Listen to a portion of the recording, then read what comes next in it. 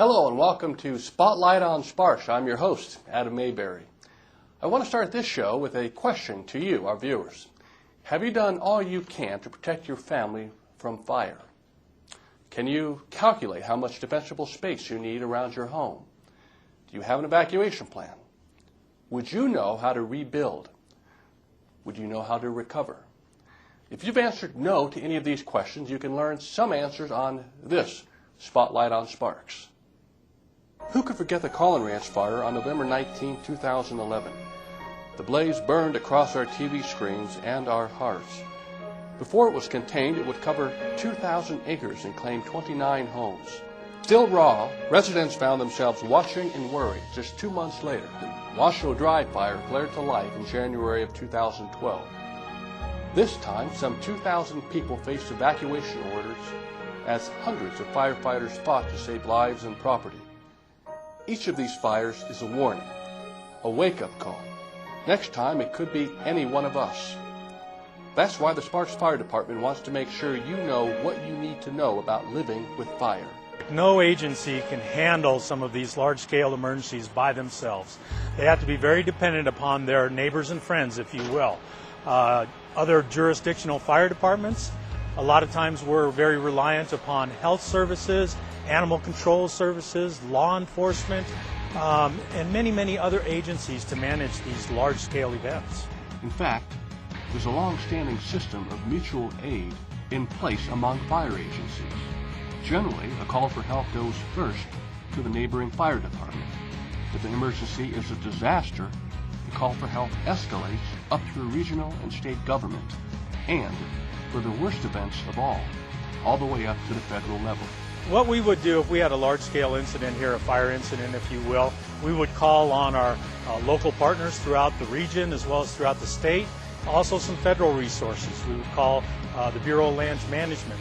We've got 2 agreements that are key to some of these large-scale incidents.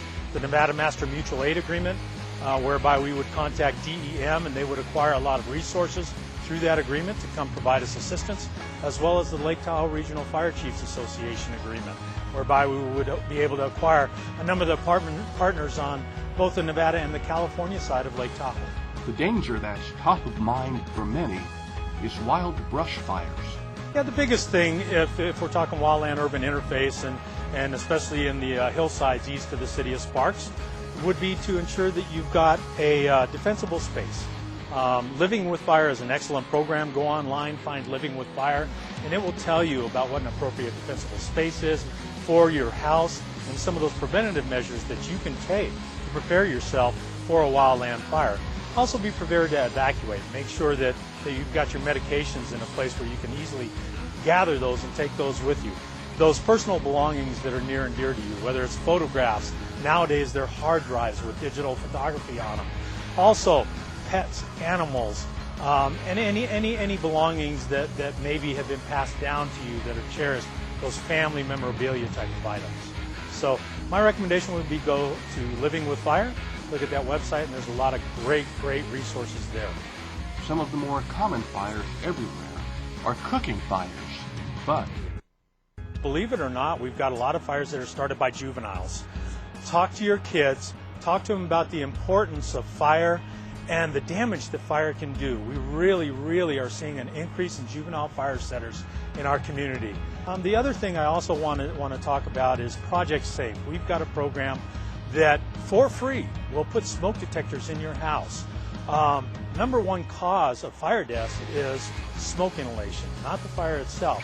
You want to make sure you've got working smoke detectors in your home, which once again leads me to really throw a shout out, if you will, to the people that I've got in the City of Sparks Fire Department. Our fire prevention staff is doing a great job acquiring grants whereby we can put smoke detectors in homes. Sparks firefighters have to be trained and ready to respond at all times, no matter what the call for help or where. For us, when somebody calls, we're going to go help.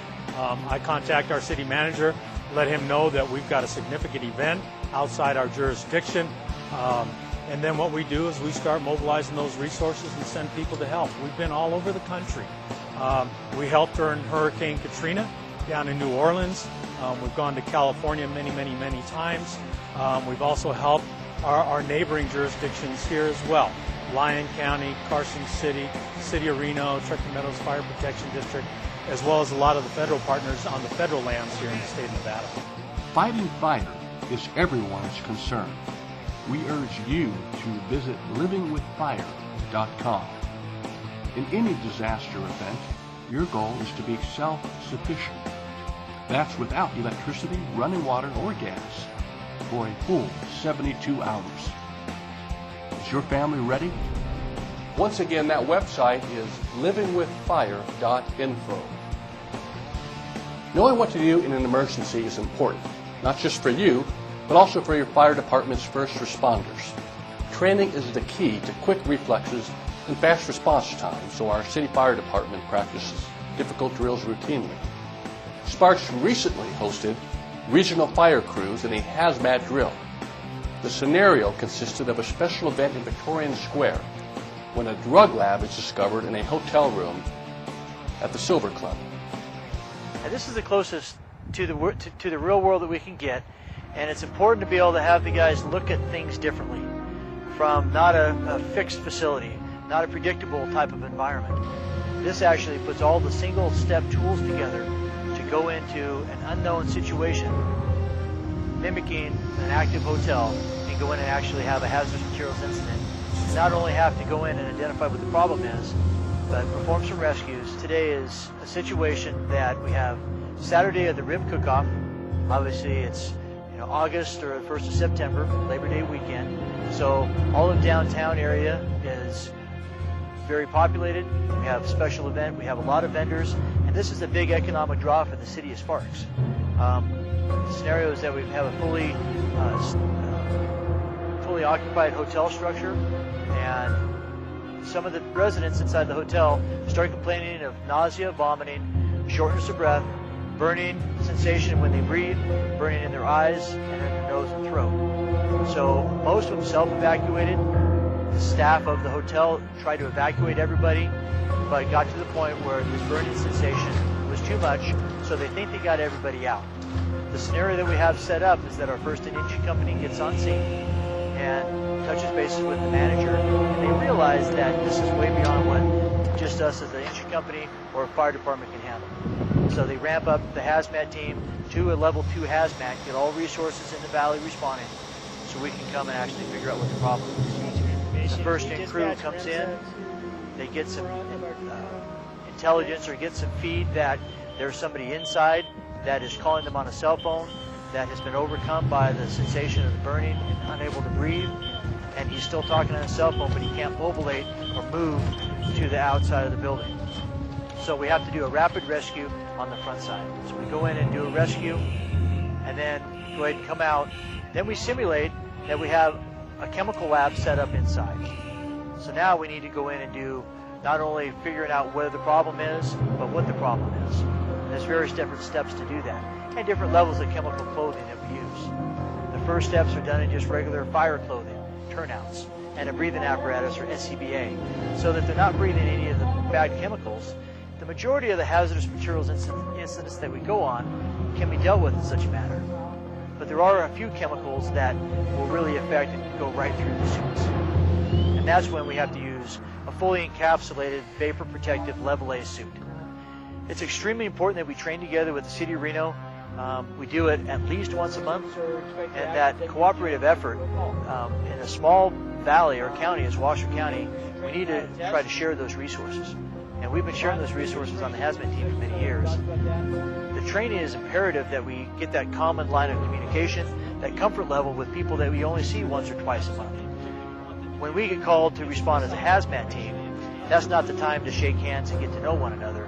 That's the time that the problem needs to be solved. More than a decade ago, in 1999, the citizens of Sparks voted Mike Kerrigan into office. Councilman Kerrigan is currently serving his 4th term.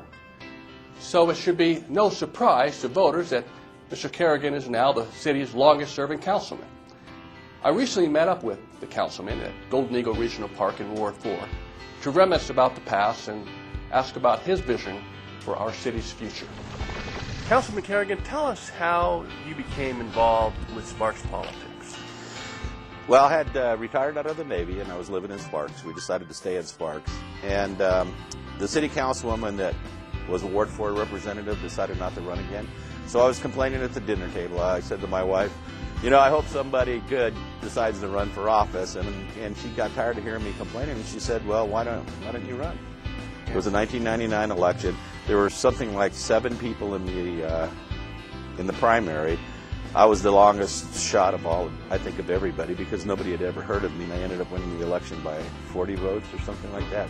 Well, you're currently the most seasoned city council member on the council. That's a nice way of putting it. Yeah.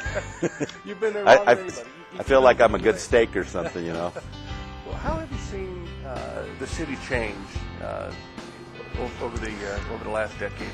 Well, when I first got on the council, I think we had 37,000 people living in Sparks, and now we have over 90. Well, that's pretty significant. So, you know, I mean, almost 3 times as many people living here as when I first became a city councilman. So we've grown a lot.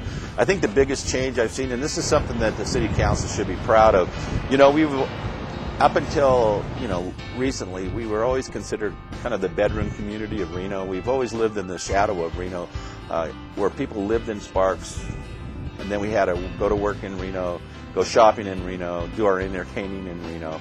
And I think we've overcome that. And I think now we have places you can shop here, we have places you can go to work, and also places that, you know, you can go for entertainment. So I think that was the biggest obstacle, and I think we've overcome it. Was that something that was discussed at the city council level in terms of how do we want the city to grow, and what do we want to do? Yeah, I think we've always talked about, you know, having the city have its own identity and come out of that umbrella from Reno. But also, the biggest thing that the people always say is they want to maintain that small city atmosphere. So it was kind of a difficult thing to grow, but still maintain that small town atmosphere. And I think we've done that pretty well. In fact, we're sitting here at the Golden Eagle Regional Park, which is in your ward. It is. And this wasn't here when you were elected. This was empty land, and I think there was one. Ira Hansen had a little farm right over there, as a matter of fact, and that was it. There was a dirt road up here. It was all BLM land. Yeah. So this is a feather in your cap. Probably a pretty proud accomplishment. Well, you know, I think the city council should be really proud of this, because we did this without any taxpayer money. You know, we swapped some land with the BLM. In other words, we applied for this land. The BLM gave us this land, and then we had money that when you build a house, some of that money is set aside for parks. So we had that money in the bank, and we sold Don Mello and took that money with the money from our Parks and Rec fund and built this thing without any bonds or without any help from the public as far as taxes go. So we should be really proud of that. Let me switch gears. You have served on a lot of boards and commissions that require public officials to set policy direction. What are some of those boards and commissions, and what do you think are some of the more important activities that you've been involved with? You know, I have the luxury, I guess, to say that I sit on the regional board, so I get to interact with Washoe County commissioners and the City of Reno council people. And I think one of the most important things we ever did is buy a water company from Nevada. At that time it was Nevada Energy. So we bought it from Nevada Energy and turned it into Truckee Meadows Water Authority. I think that was probably the biggest accomplishment of any regional board I've sat on. You've contributed a lot to the city. What is it that makes you want to continue to serve the citizens of Sparks? I mean, what is it that really makes you tick, if you will? You know, when you think about that question, some families are, you know, I guess the tradition is to be firefighters. Some are policemen, some are engineers. I guess the Kerrigan family, we've always been public servants. You know, I've been on the city council. Before that, I was in the military. My wife, Cora, is a school teacher. My oldest daughter, Ashley, is the state director for Senator Dean Heller, so she runs the state office. And then my youngest daughter is an officer in the United States Navy. So I guess it's just in our family to serve the public. It's very satisfying to do that. What do you think will be is in your future? And I'm not asking you to make any bold announcements. You want me to announce what I want to do next? But because we'll be running this program for many months to come. But what is it that comes to your mind? Because term limits is going to take a toll on you here in a couple of years, as we're talking, a little bit more than a couple of years. And so you want to continue to serve in public service? You want to retire? What comes to your mind, or is it just simply too early to talk about that? Well, no, I don't think it's too early. I think that the public will let me know.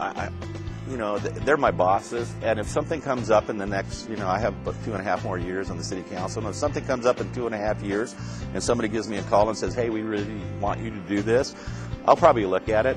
I mean, retirement is, I retired out of the military and found myself at home by myself, so that wasn't a whole lot of fun. My wife is still a school teacher. I don't know if she'll ever quit being a school teacher because she loves it so much. And I really enjoy serving the public. So I think what will happen in these 2.5 years is that somebody will come up to me, and if they want me to, run for something else, they'll say, hey, it could be the assembly, it could be the state senate, it could be mayor. I don't know what comes up. If somebody wants me to do it, I'll take a look at it. If you were to hang your hat on 2 or 3 real key items since you've been on the city council that you're proud of the most, what would those be? There's things we do every day that, people don't realize, and, it's like, oh, we widened Vista to 4 lanes. I mean, that sounds really trite, but people out here that lived out here thought that was the greatest thing. And it took 9 years. I mean, that's how slow the wheels of government work, but it took 9 years of me really chipping in people's ears to go, hey, we need that widening out there. And finally, after 9 years of talking to the RTC, we finally got it done. This is a great facility out here. So, buying the water company, I think, was the best thing that we've ever done, because now our fate's in our own hands, and the citizens and the owners of that. We're all owners of the water company, and we're calling our own shots. And to me, what really sells this town are the people that live here. And everybody that I've talked to that lives in Sparks really likes it here, and they wouldn't live anywhere else. Now, some of them work in Reno, but they'll live in Sparks. And there are so many, believe it or not, we have a lot of Reno firefighters and Reno police officers that live in Sparks and work in Reno. So that's telling you something, that they feel really safe here and they like it here. So, well said. I appreciate your time, Councilor. No problem. Thank you. Anytime. How big a deal is a pothole? Well, it all depends on the pothole. Some may not be too noticeable, but if you've ever encountered a bump in the road that really bugged you, then you will appreciate the City of Sparks road crews paving the way to smoother surfaces and calmer commutes. It's a daunting task. There are only 6 employees to take care of 600 lane miles of Sparks roadways. You may have noticed ongoing road work throughout Sparks neighborhoods. Yeah, there are 3 categories of pavements that we prioritize. They are for preventative maintenance, corrective maintenance, and rehabilitation. And the PCI values for those 3 categories range from 100 to 70 for preventative maintenance, 69 to 40 for corrective maintenance, and below 40 is rehabilitation. John Erickson, the city's transportation manager, explains the Pavement Condition Index, or PCI. What the City of Sparks does is go throughout the city and inventory the Pavement Condition Index, which is a PCI. That PCI ranges from 0 to 100, 0 basically being a dirt road, with 100 being a brand new road, which is exhibited here on Richards Way, which was just completed. For example, what's down the road for Richards Way? How long will a repair like this last? Approximately 30 to 40 years, and so that's not to say that we wouldn't do maintenance on that roadway. This road will receive a slurry seal in about 10 years. About the 20-year time frame, we would do some corrective measures, some deep patching, and come back and re-slurry the roadway. During the course of the year, we would crack seal the road to make sure that all the cracks are filled up so that water doesn't infiltrate and degrade the paving. We have a real high freeze-thaw situation here at the city, or within the region, I should say. And basically what the freeze-thaw is that we get water in the pavement, it thaws out during the winter, and then freezes at night, and so we have a lot of freeze-thaw here within the region. Local contractors handle the heaviest repair work. The city's pavement management program inventories, assigns a PCI range, and prioritizes roadway repairs. Based on the PCI and funding available, We take that priority of projects to City Council for review each year and get a budget authority approved. Getting through City Council budgeting is just job one in planning projects. There is quite a bit of coordination. We coordinate with our sewer and utility division to make sure that if there's a sewer or storm drain line that needs to be rehabilitated, we coordinate the street project with the utility project, as well as Tumwa and NV Energy. If they have a facility that needs to be rehabilitated, we'll coordinate the street project with those facilities. The recently completed projects is obviously Richards Way, is where we're here today. Third and Quail, Peace Street, and DeVere were just recently completed. So, where's next on the pavement priority list?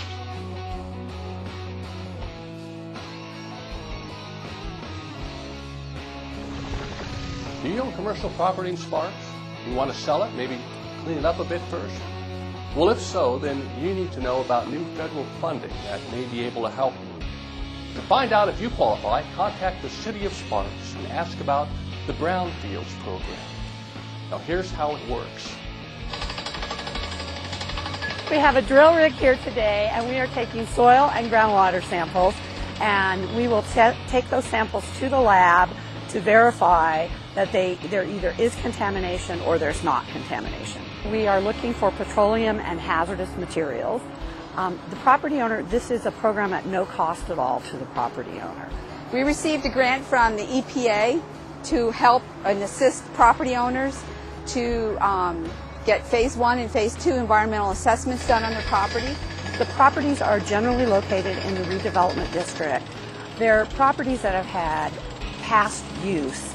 These properties are generally things like old service stations, properties that have had heating oil, underground heating oil tanks, properties that maybe have been used for light industrial use. We are going to hopefully start seeing some redevelopment because of this grant, especially in this economy. Any development is exciting, but one of the first steps is you're going to have to find out if your property's been contaminated or not. Phase 1 is basically a paper research of the history of what's happened on this property. So it identifies if there's any potential contamination on it. If there is any potential, then we go into a Phase 2. And we have, in this grant, we have money to do Phase 1s and Phase 2s. We've surveyed 22 properties so far, and 9 of them have been found to have no contamination on them. So they're cleared to go for redevelopment, so that's good news. And then 9 of them we're looking at right now doing Phase 2s. That's exactly what's going on behind us. We have chosen these sites based on their location and the owner's interest in redevelopment. So now what we're trying to do is we're either trying to verify that there is contamination or verify that the sites are not contaminated. Anybody who's going to be looking at redeveloping or selling their property, the banks most likely are going to require that you have a Phase 1 because they don't want to take on the risk of giving you a loan and then finding that there's major contamination. A Phase 1 typically costs about $5,000, so it's saving the property owners about $5,000. And then if we have to do a Phase 2, generally they run about $15,000. So in total, that would be $20,000 benefit to the property owner. The laboratory will take the samples and they will analyze them. They will be returned to us. We do a final report for the city. If you're a property owner, please give me a call. I'd be glad to talk to you and maybe we can assist you. You can reach me at 353-7878.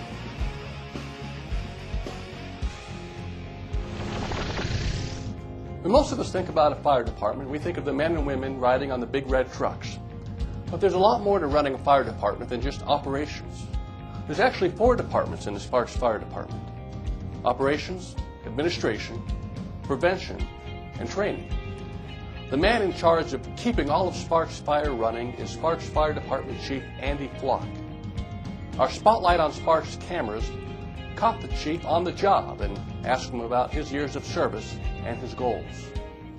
This picture is the first motorized fire apparatus purchased by the Sparks Fire Department in 1917. It boasts a 300-gallon per minute pumper chemical truck with a whopping 75 horsepower.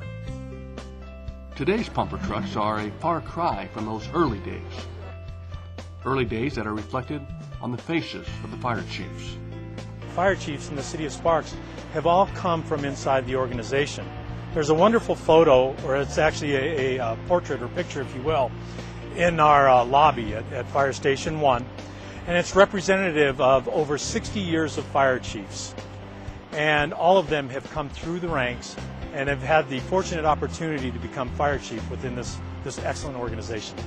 Andy Flock had no idea his photo would one day fill the spot labeled 10th Fire Chief. You know, having grown up in this area, I moved to the city of Reno when I was 8 years old. Went to Jesse Beck Elementary, went to the old B.D. Billinghurst High School, went to Wooster High School, of course went on to college here. I've been invested in this community for the majority, if not all, my life. Some 92,000 people live within the 38 square miles that make up the Sparks city limits. About a dozen fire stations answer an average of 25 emergency calls each day. So how did Fire Chief Flock find himself at the top of this organization? I had an indoor job. I used to work at Washoe Medical Center, which is now Renown Medical Center. I lived in a house very close to the city garage, and I happened to see a lot of fire engines going by. I had a desire to work outside, outdoors again. And so I started talking to some of the firefighters, and it appealed to me. So I went back to school, got my degree, tested for fire departments, and was fortunate to get hired as a volunteer in 1983 with the city of Sparks. In 1984, I was fortunate enough to get hired full-time, and I moved up through the ranks and became fire chief. The department's mission is providing the highest level of fire prevention, fire suppression, rescue, emergency medical care, and related services to the citizens, as well as businesses and visitors of the city of Sparks. Chief Flock's job is maximizing safety resources in a world of smaller budgets for public safety.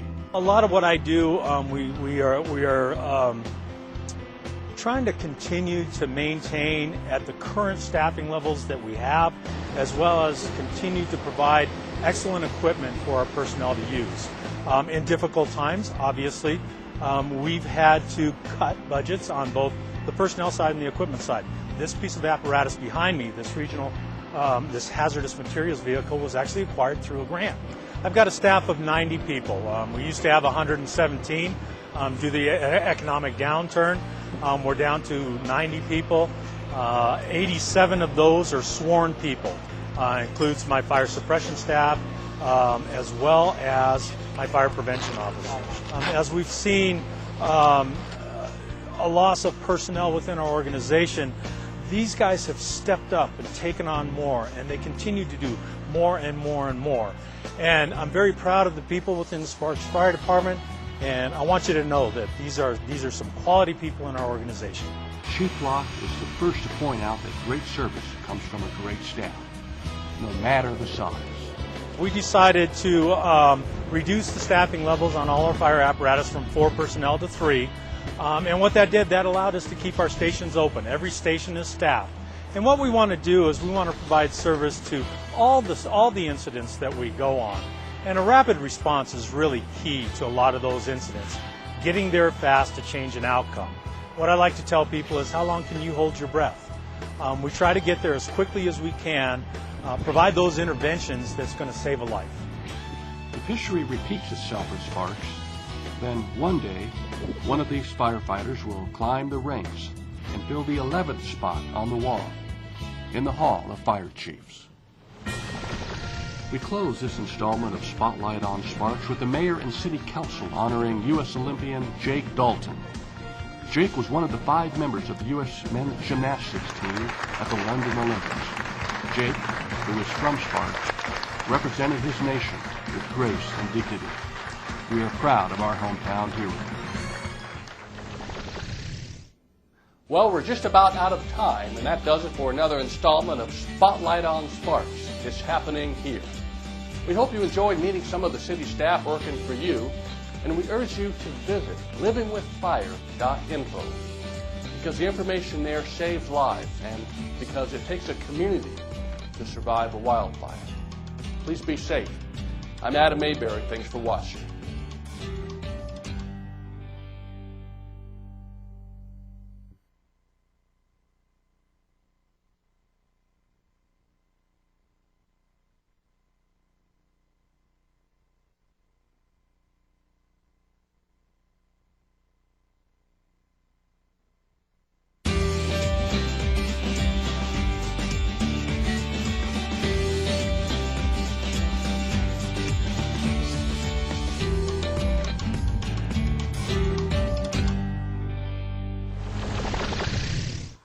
Hello and welcome to Spotlight on Sparks. I'm your host, Adam Mayberry.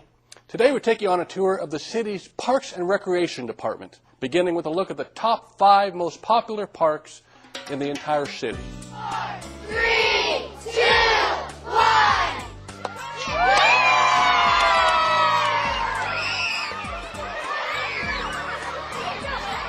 Well, thank you very much. I think the first thing to say is this is an investment in your smiles. Our city council has many challenges, but they've chosen to invest in the children of this city and generations that will follow you, and creating smiles. So as you use this equipment and you use this park, I want you to know that this council and this city made an investment in your smile. Our family-friendly town is known as a great place to raise kids. Parks like Paw Rock are part of the reason. This new All Abilities Playground is the latest improvement here. Now let's count down the top 5 favorite parks in the city of Sparks.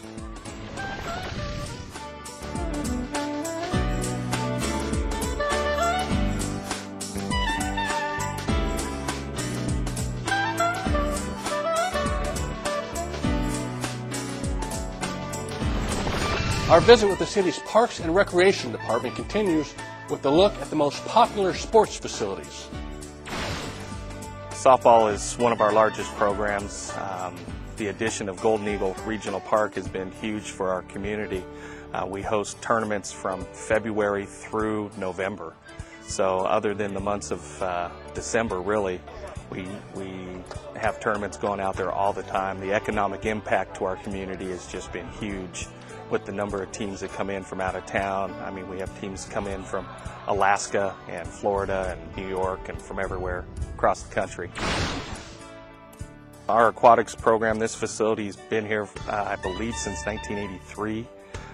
It's the whole community. If you ask most people in Sparks where they learned how to swim, most of them will tell you in this facility. It's great being here as long as I have, seeing kids that were brought up in our swim programs. Now their kids are in our swim programs, and we have it from infants all the way up to seniors, adult swim lessons. We have swim teams. We have the swim lessons, water aerobics, senior water aerobics. Just about every aspect of swimming that you could think of, we've got it here at our facility. We started it, I want to say, probably about 15 years ago. And it's sponsored by the NFL, and the Oakland Raiders is our main sponsor for it. The price is minimal, and it teaches the kids all aspects of football, not just the tackling and being a lineman your whole life. It teaches every kid how to play quarterback, how to play running back, how to be a wide receiver, and teaches them the basics of the game in a very safe environment. We've had a lot of success with the program, and the numbers just continue to grow each and every year, and we've been very happy with it. And a lot of kids, both boys and girls, participate in our flag football program every fall. We have 320 kids every single year. We always fill up registration. We always have a waiting list. It's been a very successful program for the city of Sparks for probably 30 plus years. Kids, again, another program that all these kids have grown up playing, and now they're coaching their kids playing in the same program. And we've been very successful. This year we have a sponsorship with the Reno Bighorns. We've been able to purchase 2 new scoreboards, and they're assisting us in some of our other fundraising activities for the program. So we're real excited about that sponsorship and that partnership with the Reno Bighorns. We are at the Sparks Marina with the city's Parks and Recreation Director, Tracy Dominguez. Tracy, thanks for coming on the program. Tell us a little bit about yourself. Hi, Adam. I've been here for 19 years, made Sparks my home, and my husband and 2 children absolutely love the area as well as all the programs provided by Parks and Recreation. Well, we're sure glad you're here. I want to ask you a little bit about the Sparks Marina. This is a gem for the city. It is a very popular destination throughout the region.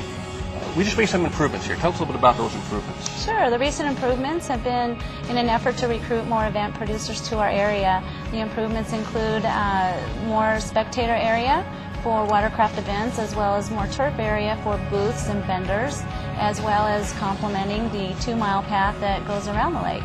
Can you tell us a little bit about the events and activities that take place at the marina that many of our viewers may not be aware of? Well, it's so wide and varied. The events here include fun runs, watercraft events, volleyball, fundraising. There's just a lot of triathlons. You name it, huh? Yep. Yeah. Let me ask you about another very popular destination in the city, and that's the Golden Eagle Regional Park and Sports Complex. It's very popular. Tell us a little bit about that park, what takes place out there, its uniqueness. Golden Eagle Regional Park is a huge success and is known across the nation as one of the best facilities around. We are at 95% occupancy rate when it comes to tournaments on weekends, so it is a year-round facility with 13 fields, 2 on the way, and we accommodate all the youth sports programs in the area.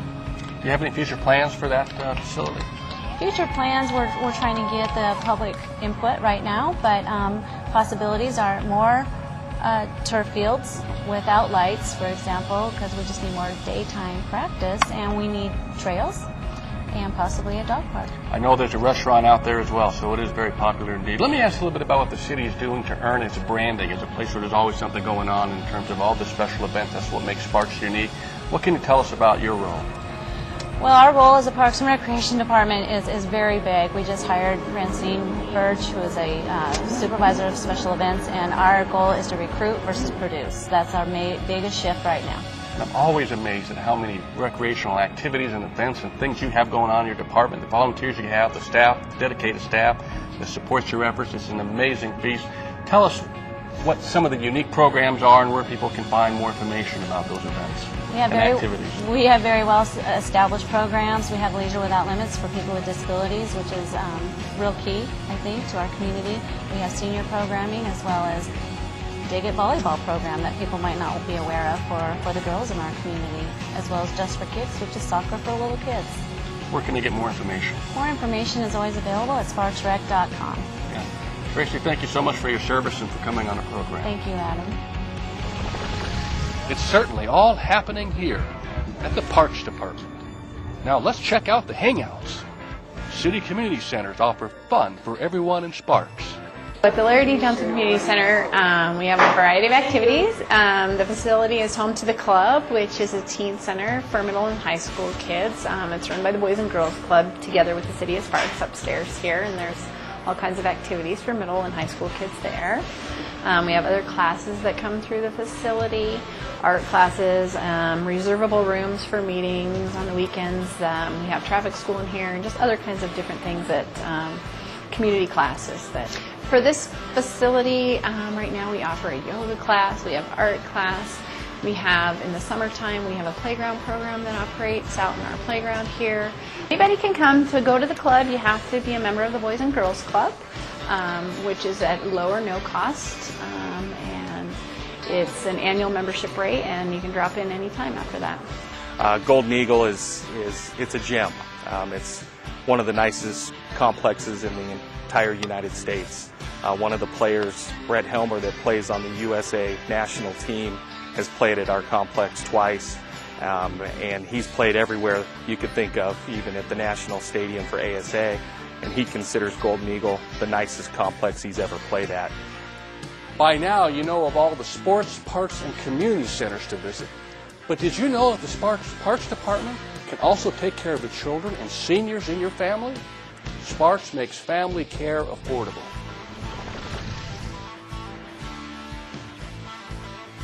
To get them prepared for kindergarten so they can do well on the test when they do their entry to kindergarten. It's to prepare them. Full-time cost for a Sparks resident is $406 for a 4-week session.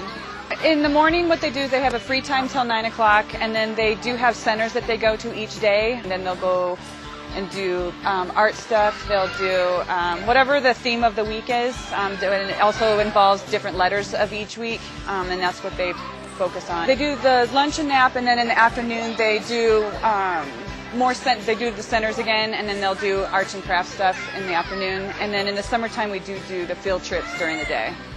They learn their basic, like the alphabet, and it's not just childcare, they're also learning so they can get prepared for kindergarten.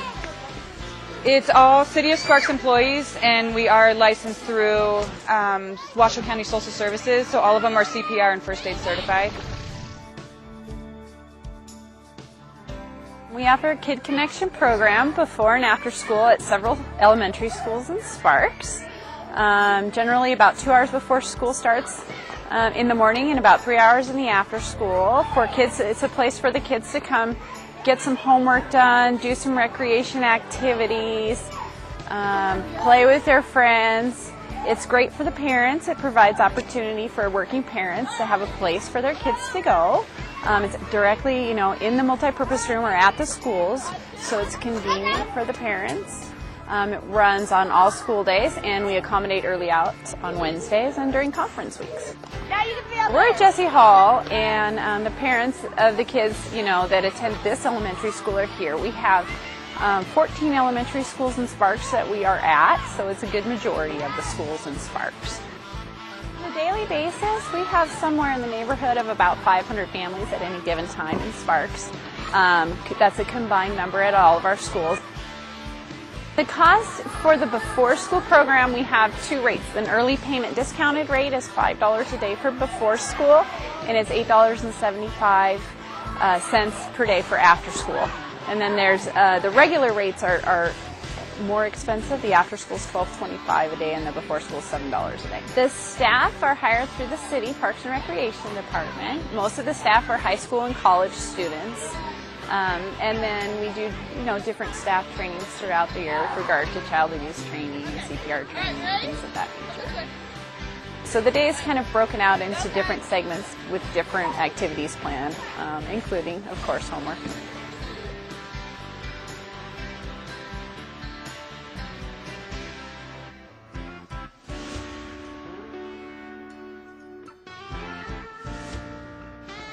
Special events make Sparks special. It's one offering just about everyone enjoys.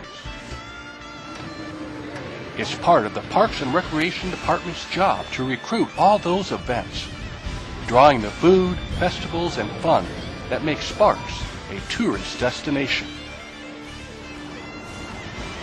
Selling the city as the premier location for their next event. Landing these contracts means regional tourism and regional money flowing into the local economy. This tour succeeded in bringing beach volleyball to the Sparks Marina.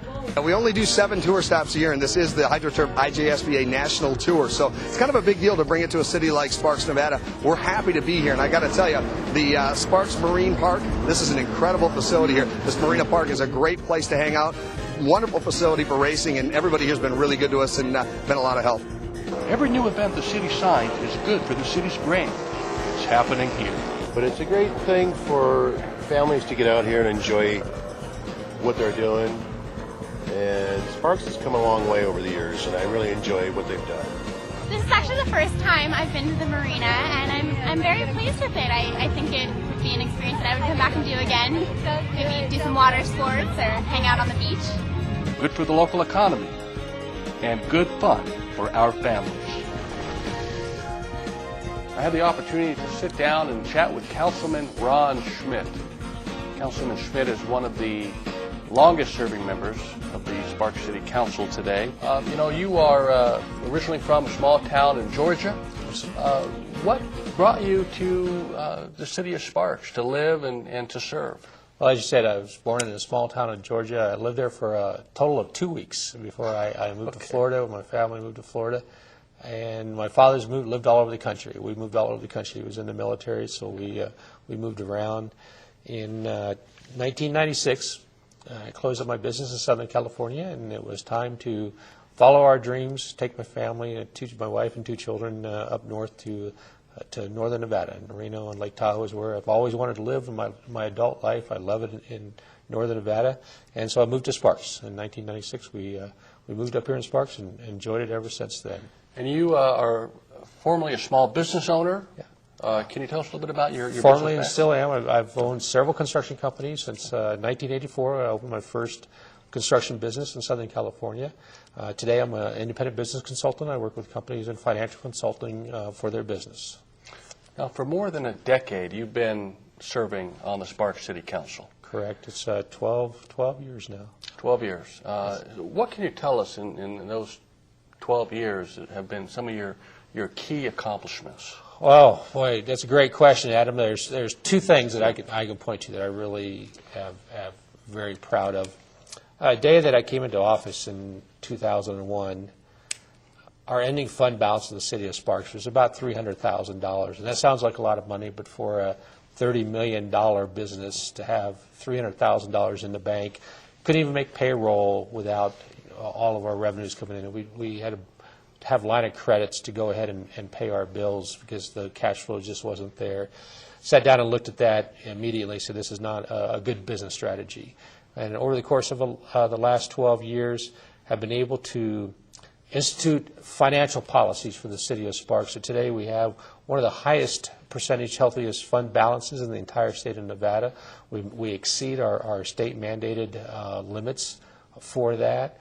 We've been able to institute, rainy day funds. Things are going to help us in the future, and I think that's a great accomplishment. I know it's taken a long time. We had our good times. We've had our bad times during those 12 years. But the best ending fund balance is our last one. We're just ending up in 2012. We have a very, very healthy fund balance, and that's great for the city. That helps us in our future of the city. Also helps us in case we have another downturn, economic downturn. And I'm very, very proud of that. I think that's something, that's our job, is to be good stewards of taxpayers' money, and I think we've been able to do that.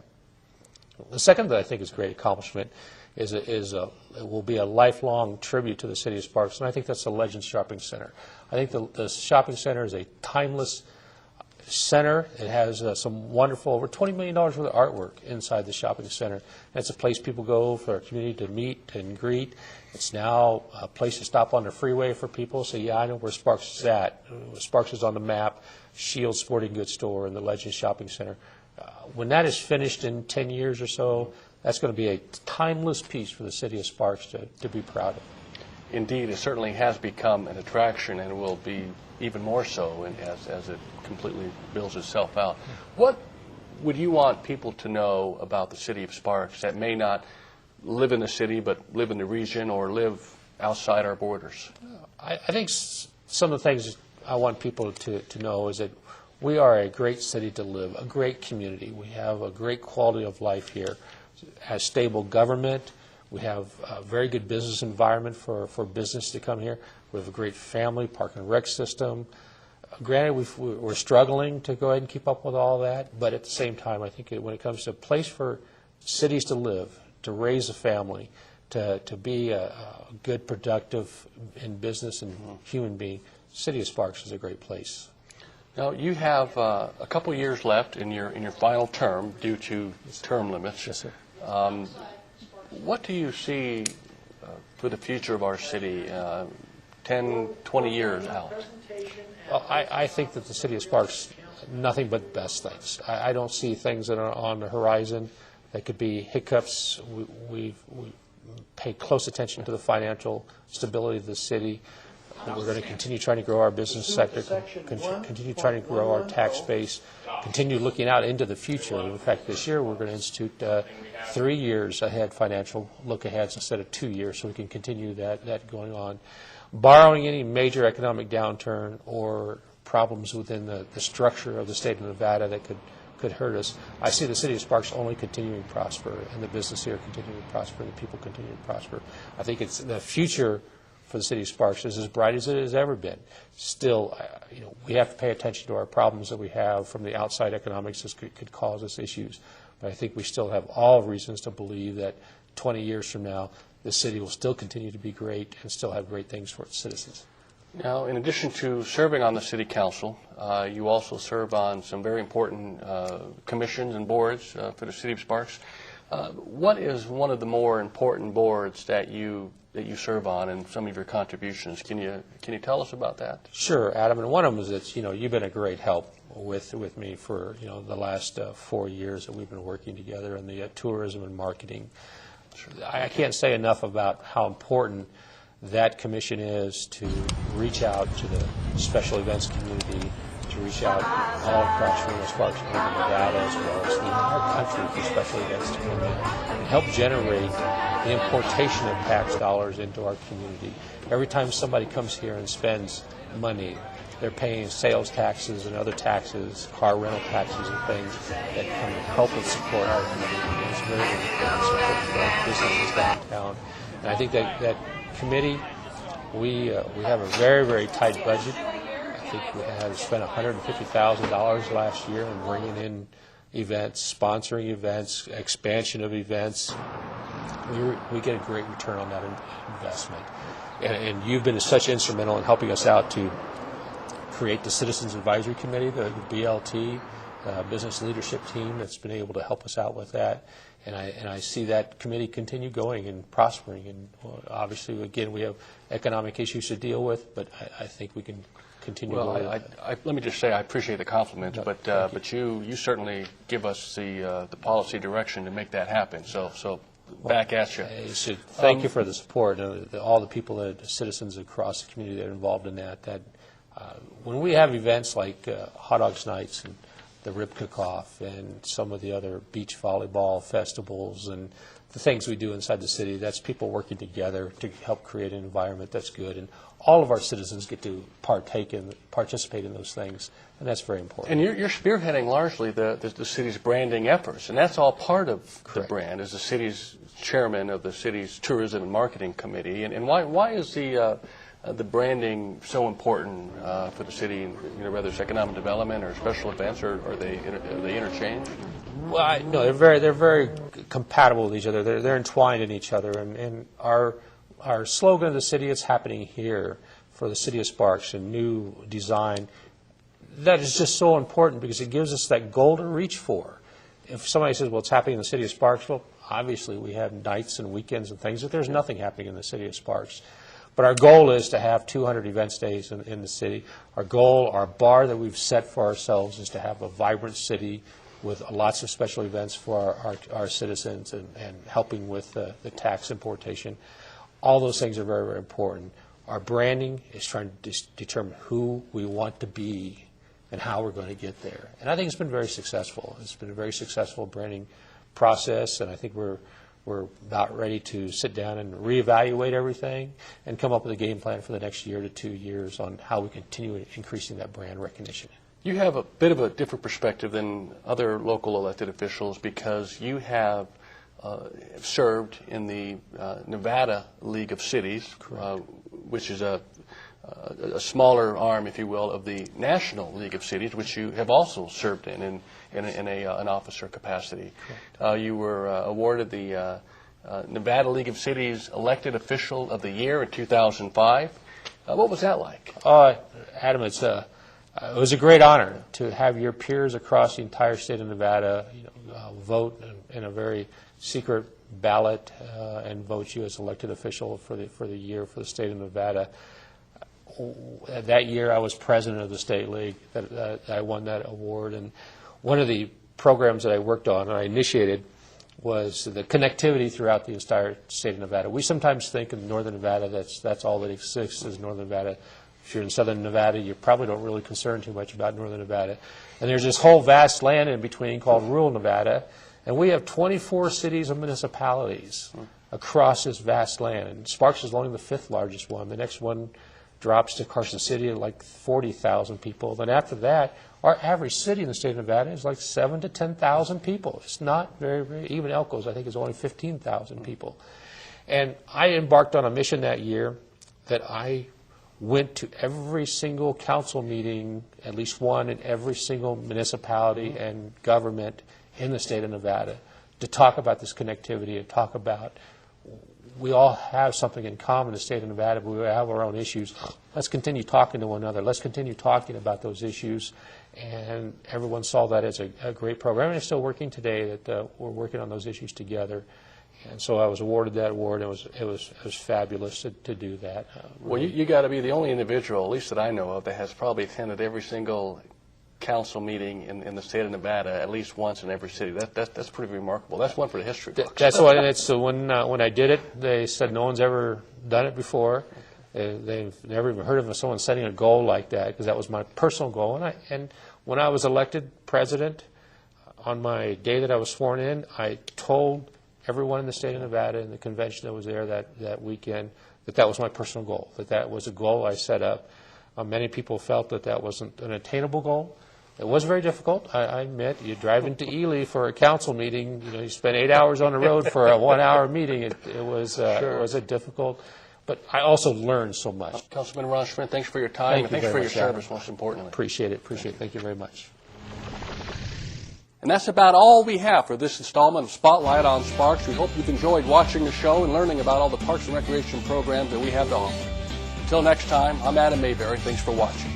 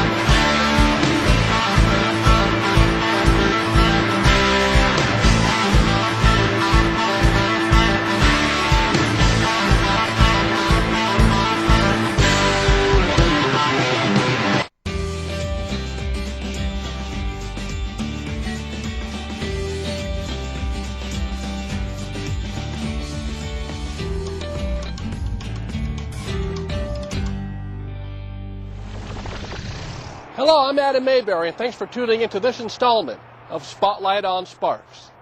As the dirt turns, commuters are anxiously awaiting the Southeast Connector that will expedite traffic from Sparks to South Reno. It's a wonderful feeling today to be able to see this equipment here and know that very soon we're going to get started with this project. It was actually approved in 1954.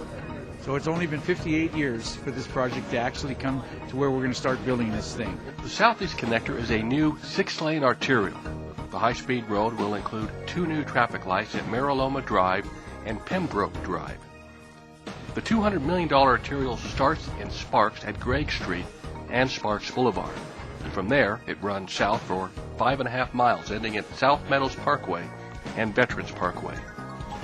The first phase is the construction of a bridge over the Truckee River. The bridge is, I believe, 1,500 feet long. It's not just a little bridge over the Truckee, it's a big bridge. That'll go in first. That'll take about 1.5 years to build, and then you'll see the road coming from the south connecting to the bridge. Sparks City Councilman Ron Smith serves on the Washoe County Regional Transportation Commission. The RTC explains, every road that's been built in this region since 1954 has been predicated on building the Southeast Connector. We're going to create 120 direct jobs for our construction friends, but I think more importantly we need to recognize this is a project that's going to add enhanced connectivity and mobility to our community. It's going to help connect Sparks to South Reno. Folks who live in South Sparks are going to have the opportunity now to get up here for shopping purposes, vice versa. Well, this is a perfect project for quality of life. You know, it's going to take some traffic off the Spaghetti Bowl. It's going to give us another way to get people from Sparks to the south of Reno, where many of them work. West of 395, there are 13 roads for drivers to cross the Truckee River. East of 395, there are currently just 3 roads crossing the river. That squeezes 80% of the north-south traffic onto just 25% of the roads. That's the bottleneck the new connector will relieve. Like Bob Larkin said, 80% of the people work south of the river and 80% of the people live north of the river. So it's got to be another way to get people over there north and south, and this is a perfect way to do it. So if it's such a wonderful idea, why did it take a half a century to get out of the planning stages? Well, you know, there's a lot of moving parts when you're looking at a project like this, especially when you have to interfere with the Truckee River. It's got to go over the river, so you got to appease the Corps of Engineers and U.S. Fish and Wildlife, NDOW, and then the state of Nevada gets involved. And the county gets involved, and the city of Reno is involved because it's on their side, and the city of Sparks because it's on our side. So a lot of moving parts, a lot of people to get together and agree on one final project, and you know, that's probably why it took so long. Plus, it was kind of a controversial project the way it was going through Hidden Valley. There was different ways they were looking at doing this, the high road, the low road, the middle road. There was different ways they wanted to do it. So it took a long time really to get everybody together and sign the deal for one particular route through the valley.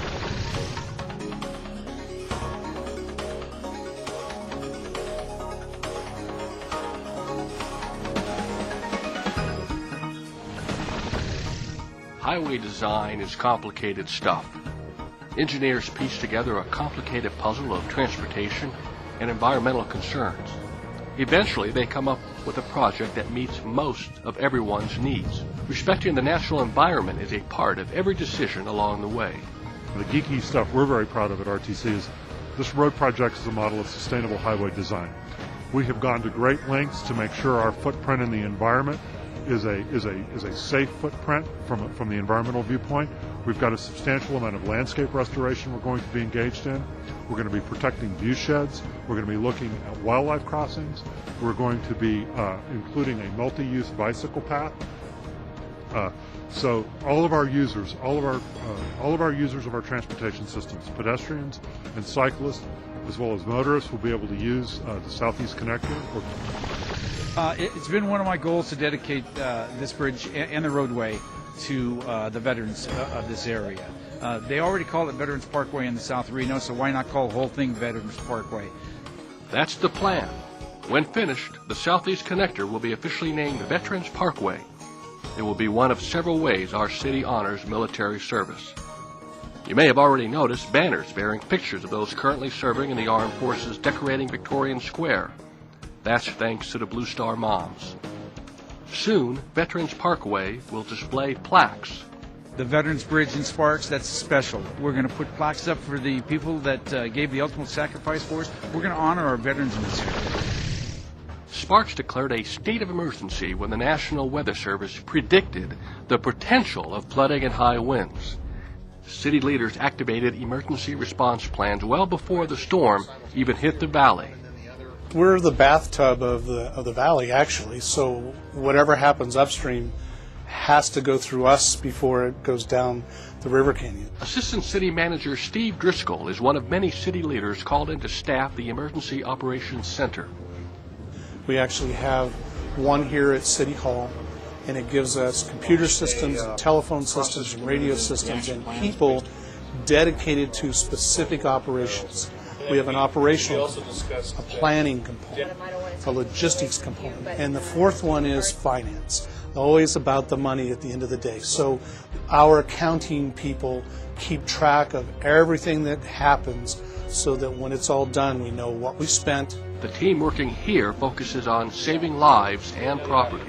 We've been very concerned, and we've done an awful lot of effort for flood preparation as best we can, but we've taken upon ourselves to plan a couple of projects to make things better specifically for our industrial area, because frankly they're the ones that suffer the most. The city works under the National Incident Management System, NIMS, and that structure is used by every organization that has emergency management. So when I need help, it gives me a way to ask for the help and a way for the people that I'm asking to provide that help to me. So we would start here in City of Sparks. If we get overwhelmed or we can't keep up with what we need to do to keep working for the people and protecting property, we then have the ability to ask the county to help us. We can talk the same language. We know what we're doing. If the county's not able to help us because they're already busy, we can go to the state. When you're in the middle of a disaster, time is everything. And so if you're not losing time in communications because you're not having to define terms or define what it is you're asking for, that's getting the resource that you need out into the field, protecting the people, protecting their property, and you're minimizing the amount of damage that's happening to the city and its environment. Back in 1997, we weren't structured this way, and we really learned from that flooding event. The 1997 flood devastated the Truckee Meadows, leaving much of Sparks and Reno underwater.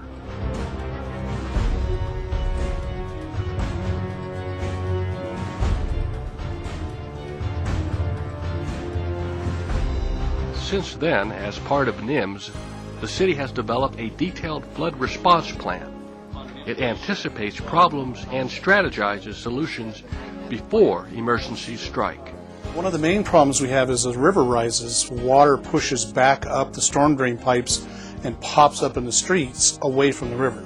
So we've actually put some flood valves on the end of each of those storm drains. The city also has redesigned the North Truckee Drain, an effort to avoid that bathtubing effect. Another big improvement, the city now has extensive GIS flooding maps to guide both its emergency efforts and its building codes. When the governor visited during the flood event this year, there were several things that were on his mind.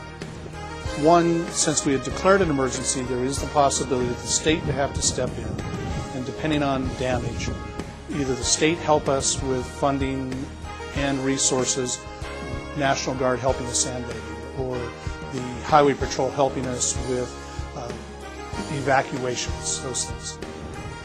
He was here to get a feel for what we were seeing, what were we planning for, what were the potentials.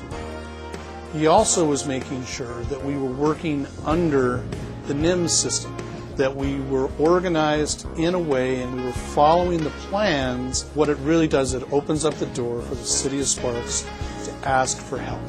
The city is doing more than ever to keep you safe during emergencies. Under NIMS, the city now plans responses for 15 different emergency scenarios. To do your part, visit the Red Cross website and learn how to survive the first 3 days after a disaster strikes. Filling sandbags is harder than you might think. When people overfill bags or position them in the wrong place, they don't work. So work smarter, not harder. Here's a how-to on using sandbags. We see this a lot with all the bags that have been returning from this potential flood that we had, and people have been filling them up all the way to the very top. It's too much work. When it's rounded like the bag down there to that size, there's a huge difference. So when you do properly put the bags down, the bag over to the right there is too full. You want them about 3/4 to a halfway down so you can take care of it, and it's just easier. Here's the difference of what you will see and where you're going to have potential water going through. What we want to do next is we want to make sure when you, let's say for instance like with this garage, you want to have them go facing one way. Folded, stacked, and stomped. That's the 3 basic ways of doing it. So you want to make sure that you fold it the right way, stacked and stomped. So you fold. This will be your next one. And then you fold again. And then you stack. Some people have been doing it right, but some people, they just don't know. And they think just putting bags up and doing whatever they can is the right thing to do it. But, which, they have the thought to do it right, but they don't really know how to do it right. So hopefully this will help out. For more information about using sandbags in station locations, please visit us online at cityofsparks.us. Keeping your car cleaner in the winter just got easier for Sparks residents. The city recently changed its procedures for maintaining snowy streets by providing a faster, cheaper, and easier method of keeping our streets clear of snow and ice. It's salt brine. It's basically just salt and water at a very high concentration. And the idea behind it is to pre-treat the roads with salt brine. When you do that, the salt brine is applied to the road, the water in it evaporates and leaves the salt on the road surface. That acts as a barrier when it snows or it gets icy or frost to any bonding with the road surface with the snow. An EPA grant pays for the cost of new equipment.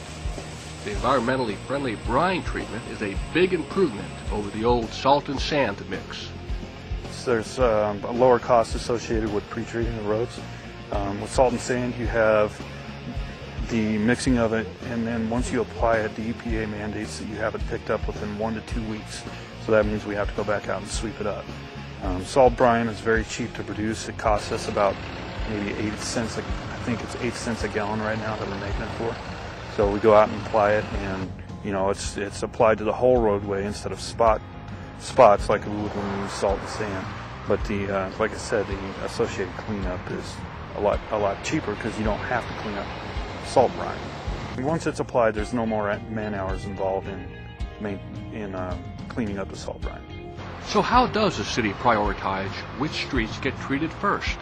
We had the drivers themselves, the more skilled maintenance workers, sit down together and create maps on what streets they felt were a priority. They were reviewed by the manager and the supervisor of the department. And we came up with a set of maps with different areas for them. And priority ones, of course, would be Sparks Boulevard, Vista, Prater. We also do some around the school zones and some of the priority 2 streets like Green Bray and Queensway, Bering Boulevard. When you see city crews working, please drive safely and give them lots of room. We had the pleasure and honor to sit down and interview Sparks Councilman Ron Smith. Councilman Smith, thanks for coming on the program. Thanks for having me. Tell us how you first came to live and serve in the city of Sparks. Well, I grew up in the Bay Area, and I moved up here in 1974. And I've always been involved in politics or local issues, basically, and started out on the HOAs of a couple of different areas. And it just escalated this, served on a couple of board of directors. And this has been my passion, the city of Sparks, ever since I got on 7 years ago. Now, I understand you also have a connection, a family connection with the city of Sparks government. Why don't you tell our viewers a little bit about that? I do. My wife's great-grandfather was the mayor of Sparks. He served as councilman for 20 years. As a matter of fact, Burgess Park is named after Seth Burgess. He was the mayor. Very good. Well, thank you. Tell the viewers a little bit about what some of your proudest accomplishments are serving the city so far. Well, you know, I'm in my 7th year now. I think the biggest accomplishments I have come through the RTC. I've been the chairman of the RTC for the past 2 years. And when I ran, initially 7 years ago, I ran on 3 transportation issues: Vista Boulevard, the Southeast Connector, and Pyramid-McCarran intersection. Vista Boulevard is already built and carrying traffic. Indeed it is. I travel on it. It does. It's very nice. And the Southeast Connector, which we're going to be calling the Veterans Parkway from now on, broke ground in December. They started drilling the holes for the 1,700-foot bridge across the Truckee, I think, next week. And the Pyramid-McCarran intersection is on its way. We'll be building that thing in a year. In fact, part of this program is dedicated to groundbreaking of the Veterans Memorial Parkway. Okay. So, and we had the biggest turnout of any groundbreaking. Indeed, that was a pretty spectacular show. It was. That project was approved in 1954. Is that right? In 54, and every road that's been built in this county since then has been predicated on the fact that this road will be built. It's going to alleviate traffic on Interstate 80 and I-580. What did you learn about the government process and the bureaucracy, as so many folks like to call it? I mean, there's a perfect example of something that was ready to go in 1954, and finally through the process we just broke ground. More than a half century later. Well, I think when somebody runs for office, they have a lot of high expectations of what they're going to get done. It doesn't move quite that fast. You can get your whatever you want done, you can get done, but it takes a while because we are hard chargers. We want to get it done now but we can't do that. There's too many people involved in everything we do, and not only that, government regulations. So. At the federal level, state level, at all levels of government. All levels. And you find yourself working with our delegation out of Washington and the state people and the other cities, the city council from Reno and the county commission. What can you tell us about some of the other boards and commissions that you are currently serving on? I know you've played a significant role in the flood prevention efforts. I'm the president of the chairman of the flood project. I've been that for 2 years now, and we came close to having a flood last month, very close. It magnifies the issues this community has when it comes to flood protection. It's been a grind. The Corps of Engineers gets in its own way. They're their own worst enemy when it comes to moving fast. To get this flood project approved, it has to go on a Word bill. That's just a white piece of paper explaining our project to the Congress. In the last Word bill was in 2007. There were 49 flood projects listed on that bill that were approved. Not one of them have been financed yet. So it's an uphill battle, and I'm sure that the people who live here don't really care about we're charged with providing flood protection. We really haven't done that yet, but we're working on it. Well, here we are in early 2013. Can you summarize the progress of the flood program so far? Well, I can tell you that the Corps of Engineers has spent $42 million studying our project.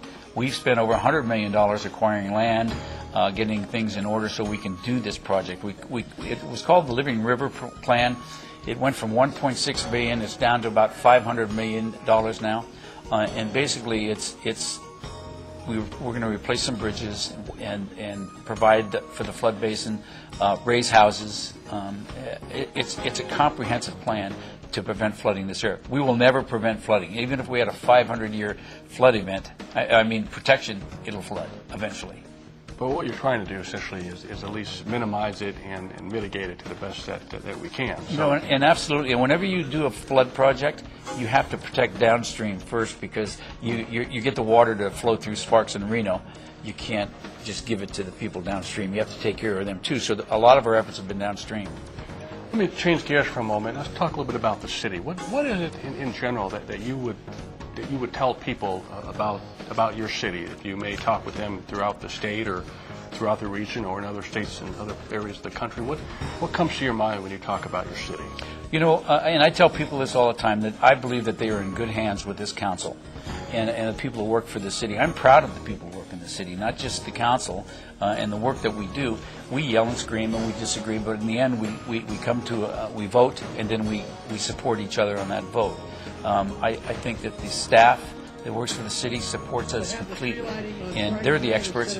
We're just the elected people that pass the laws or whatever the projects or whatever come before us. To make the policy decisions, the yeah. tough decisions, but you Right. certainly rely on the support. I mean, that's what they pay us to do, to make those decisions. But, you know, I think this city is progressive. I think we're doing very well in this economic conditions, and I love it here. Do you have any long-term goals looking out, say, during your tenure on the council, however long that may be, looking out 10, 20 years? What's your vision of Sparks for the future? Well, first of all, I think the Veterans Parkway will alleviate a lot of traffic issues. That's big. And Karen, I want to get that done also. One of the issues that I've just started with, and you're aware of this, is the people in Sparks don't have a cemetery. I want to build a cemetery in the city of Sparks, and that's going to take some legislative action out of Washington. It's also going to have a veterans portion, and I'm very excited about that. I think that's 10 years away, but we're just now, with the help of our staff, starting the groundwork on that. Tell us a little bit about your family. Okay. You're married? I'm married. Been married to Karen for 33 years. She's the boss. I work for her. I have 4 kids and 8 grandchildren. That's wonderful. Do all your children live in the area? They all live here. I'm pretty blessed and fortunate that they're here. And your professional, real job is? I work for Scolari's. I've been in the grocery business for 40 years. It's a great story. 40 long years. 40 long years. Yeah. That's great. Well, you do a good job, and Thank it's you. an honor having you on the council, and we really appreciate the time coming on the program and allowing our viewers to get to know a little bit of Councilman Ron Smith, who represents Ward 3 in the city of Sparks, but certainly all the members of the city council are elected at large during the general election, and Ron is a dedicated, passionate community servant to our city. Thanks for coming on the program. Thank you, Adam. Thank you. That's all the time we have for this installment of Spotlight on Sparks. We sure appreciate your watching. Don't forget to follow us on Twitter, Facebook, and even YouTube. And log on to our website at cityofsparks.us. Thanks for watching.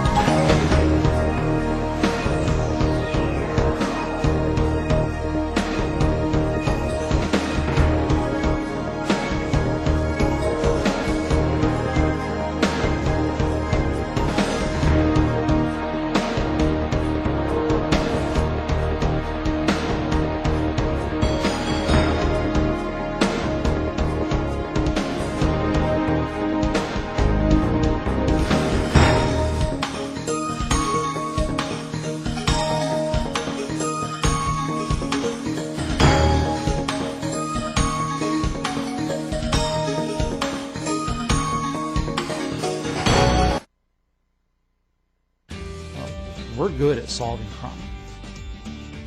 But I would rather our citizens not be a victim of a crime that gets solved versus never being a victim in the first place. That's the goal for Sparks Police, preventing crimes before they ever happen.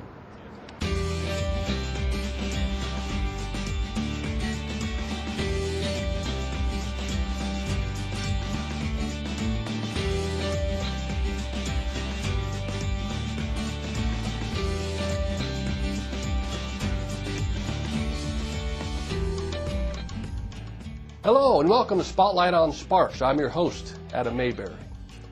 The same rapid changes in technology that affect you and me are changing the way that police protect lives and property. In the next half hour, we'll take you behind the scenes of the Sparks Police Department to see what's new and how it's impacting your safety. Excited, scared, working through the whole process, but most of all, ready to serve and continue to serve, the citizens of Sparks. This is a great opportunity, and I look forward to advancing the police department within the city that I've lived in and been a part of my whole life. We have an attitude of if you've already invested in this community, you're going to continue to invest in this community. And back in 1991, when I started, the people that were in power at that time took a chance on a young 21-year-old Sparks kid, and I'm glad and happy that I've been able to prove them right and be able to move through the ranks and now lead this great organization. Well, my parents moved us into this community, my brother and I, in 1976. So I moved over here about a mile down the road from where we sit today in the police department. My parents still live in that same house, and went to Greenbrae Elementary School back when you could walk and ride your bike to school. Went to Catherine Dunn the first year it opened, Dilworth Middle School, Reed High grad, and UNR. And so I've been in this community really for the last 37 years. If you look at the growth, and really, no one in the city could have projected the extreme growth that we had from 1999, 2000 through the 2006 range. But the police department, in a percentage-wise, did not keep up with the population increase and growth. Historically, the police department's been around 1.5 officers per 1,000 in through the 90s, and we have dropped all the way down to 1.14 officers per 1,000 during that growth spurt. Based on the last several years and a little decline in population in Sparks, we currently sit around 1.2 officers per 1,000 residents as we sit today. So as the growth took place, as we did the great expansion to the east and to the north, we haven't been able to keep up with that growth, with the number of officers proportionate to that population. If we look at national averages, 1.8 to 2.0 officers per 1,000 for a community our size nested within the greater Truckee Meadows. And that's one of the key aspects that we have to look at is, if you look at a standalone city of 90,000 people, a ratio of 1.2 might not necessarily be bad. But when you look at that we're in the Truckee Meadows and we are sitting in a valley of approximately 400 to 450,000 with a gaming aspect and a 24-hour lifestyle, that's when those numbers really don't meet the needs that our citizens have.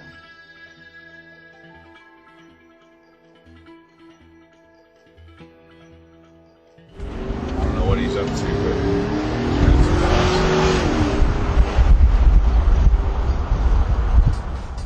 everything starts out with, before we come to work, I think, having a good home life. When you do come to work, we sit down at briefing and we talk about, issues that we need to address right away, and then, when we come out, for me, when I hit the gate, the light switch is on and I'm totally focused on work. I don't think about my home life, and I think more importantly, I don't bring my job home either. I like to treat everybody the same and fair. I don't like to separate people as far as being a suspect and a victim, because I like to, I found that treating everybody with respect tends to go a long ways. Our victims need to be able to talk to us and feel comfortable talking to us. And when we have a suspect and we're talking to them, we like to treat them with respect, because I found that they'll talk to you more and they'll be able to open up to you a little more. I pride myself in that and trying to treat everybody with the same amount of respect. It goes a long ways in this job. I joined this department later on in life. I was 38 when I started, and I had some life experience that I think really helped, especially dealing with people as long as I did. Before I took this job, and I'll say it time and time again, I think that there's good people that just make bad decisions, and we can't be completely hard on them. We need to treat them fair. I can do that. 5, 6, 7, 8, 9, 10. You're going to wrap your lips around this straw like it's make a tight seal, and blow on this for about 5 to 6 seconds. But keep blowing until I tell you to stop. Okay? Blow hard. Keep going, keep going, keep going, keep going, keep going, keep going. Good. Go ahead and grab that straw.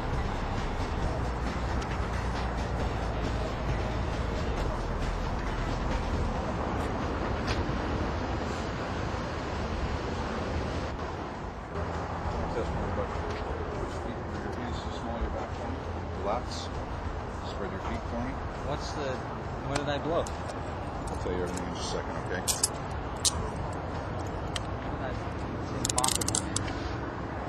Are you serious? Yes. No. Come on, guys, listen. I told you to think about everything. There's no possible way I can be drunk. There's no possible way. Hey, stop.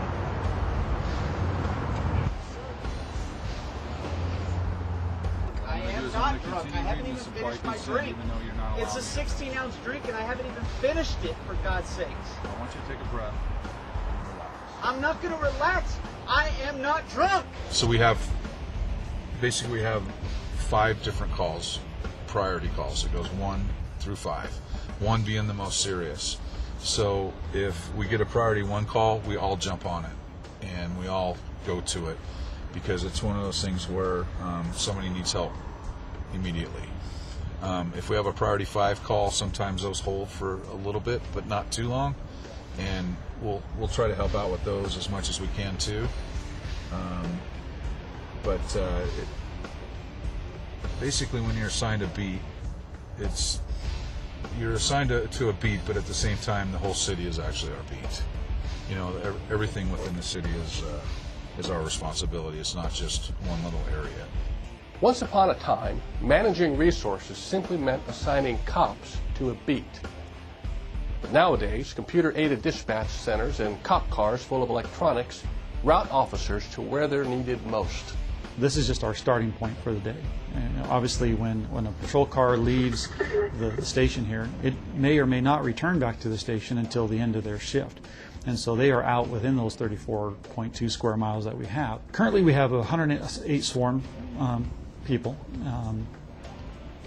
And out of that, we have about 62 of those assigned to patrol, and then we have obviously detectives and support staff throughout the building. We have about 43 civilian. So we have 62 people that are really designated to be in patrol on a daily basis. Now that doesn't mean that we have 62 guys working on a daily basis. It means we have 62 people spread out 24/7, 365 to get that coverage. So that really eliminates it down to about 10 or 12 guys assigned to each team. And when you start talking about absentee rates and vacations and annual leave and sick leave and all the things that we all get, we sometimes get down to 7 guys at a time working. We have a great set of people in our dispatch center, and the computer actually helps designate who responds to those types of calls. Let me get your medical, okay? And when we have a minimum, again, of 7 officers working, we have 7 beats within the city of Sparks. But if a crime happens in one geographic area and there's an officer assigned to that area, typically, especially if it's a priority 1 and priority 2, it requires more than 1 officer to respond. sometimes 2, sometimes 3, sometimes we'll send 4, 5, or 6 officers to one call based on the nature of that call. So it draws those resources from the other geographic areas or beats into that one area. So you can see there's a domino effect that if there is a call in one area, it draws officers there. We get a call in another geographic area, it may draw one of the officers from another area to that area, and sometimes we are doing a lot of driving to get to the calls. 4111, Rock and Glendale, come closer to that. 31's cool. Between dispatch and the officers, it's kind of like a dance in a way, where they're feeding off of each other, they know where each other are. There's vehicle locators in all the vehicles. Dispatch can actually pull up a map and see where all the vehicles are, and it can assist them in dispatching and allocating those resources where they're going to be the most effective. And we do have a call prioritization system, and priority 1 calls are in progress crimes against the person, and those are our main focus. We want to be able to get to a call that is in progress under 7 minutes from the time that the person calls 911 or makes that phone call into the dispatch center to the time an officer is on scene, of less than 7 minutes. So we prioritize all of our calls to allow that response time. The second level is priority 2 calls, and those are in progress crimes against property. Those would be your burglaries, your larcenies, or those types of things that are occurring in progress, but not at the crime against a person, such as your robbery and sexual assaults and those types of aggravated batteries and those types of crimes. Have an officer respond out, okay? Thanks.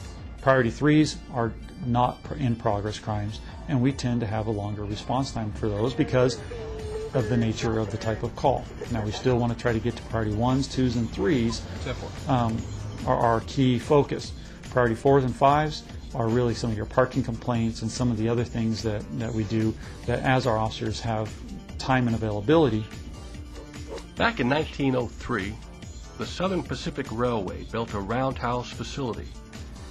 The railroad offered its Wadsworth employees incentive to move to the new site.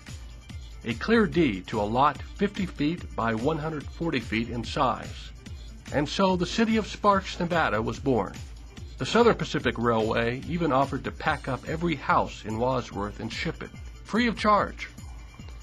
By 1905, Frank Millay was the city of Sparks police chief, and also its first fire chief. Over the years, as ranches gave way to homes and shopping centers, a variety of police chiefs have served. Chief Brian Allen is the most recent of local officers to be promoted from within the organization, all the way up to its top leadership position.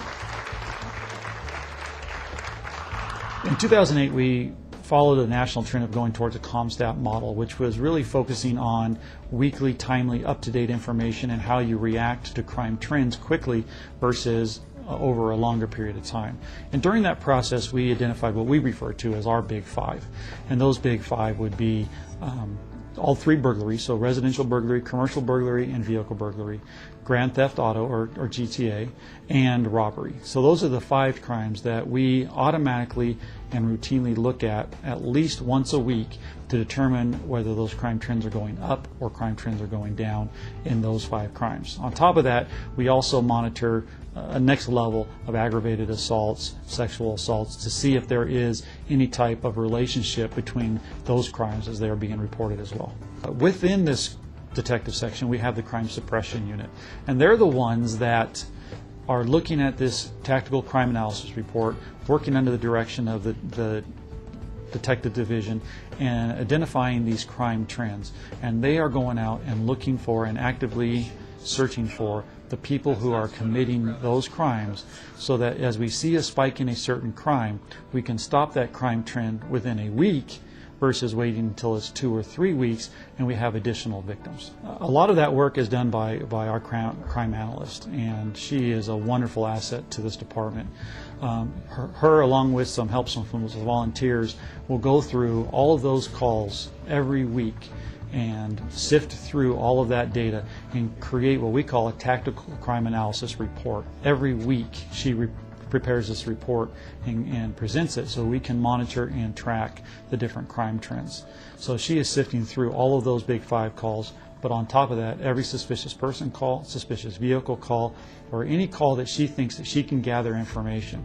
And to be honest with you, there are several times that she's put together a suspect, identified a suspect, and basically just had to say, go get this guy and arrest him because he's the one that's committing these crimes, just based on her analysis of the crime trend. When we first created our crime suppression unit and they have identified a potential crew that was doing residential burglaries, they literally followed that crew into Southwest Reno, into Hidden Valley, into the Spanish Springs area before they had enough evidence that they felt would lead to a conviction where we effected the traffic stop and made the arrest for the crimes that they had committed.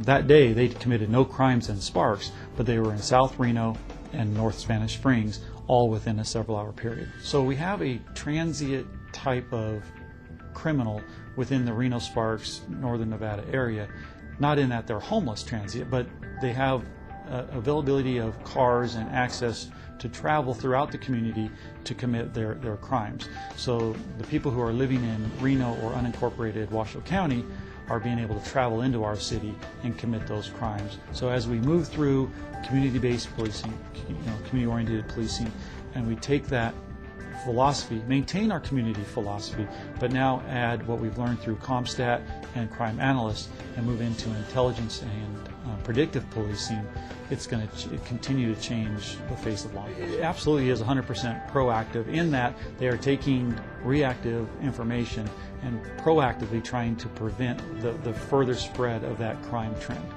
And there have been times that we have seen a upspike in a certain type of crime. They look through that tactical crime analysis report, find the suspicious vehicles, identify a potential suspect, and within a week have that person in custody and under arrest. And what that does is it prevents 2 or 3 other victims, 4 or 5 other victims, and we all know if you ever had your car broken into or your house broken into, you know, that feeling, and if we can prevent that from happening to our residents, that is a higher goal than being able good at solving crime. We pulled key critical resources out of our detective division and our patrol division to make this work, not knowing the results. And now looking back, if you look at our Unified Crime Reporting numbers from 2008 to 2012, there are areas of the Big Five that we have reduced crime by over 30% over the course of the last 4.5 years. If we can take the things that we've learned through Crime Suppression Unit, create a second one, because they only work 4 days out of the week based on staffing, if we could create another one, what could we really do and affect crime and safety within the city of Sparks? Technology is helping police detectives lower some crime rates by as much as 30%. But the population growth that triggers such challenges continues today. Although things have slowed down, Sparks will continue to grow. Another ribbon cutting means there's more to enjoy at Golden Eagle Park. 2 new Little League fields, complete with lighting and scoreboards, offer kids more space to play baseball. The popular park boasts synthetic turf, oversized and shaded dugouts, heated bathrooms, and a year-round concession stand. The sports complex at Golden Eagle Regional Park opened back in 2008 as the largest public works project in Sparks history. Now it hosts more than 1 million people a year for league and tournament games.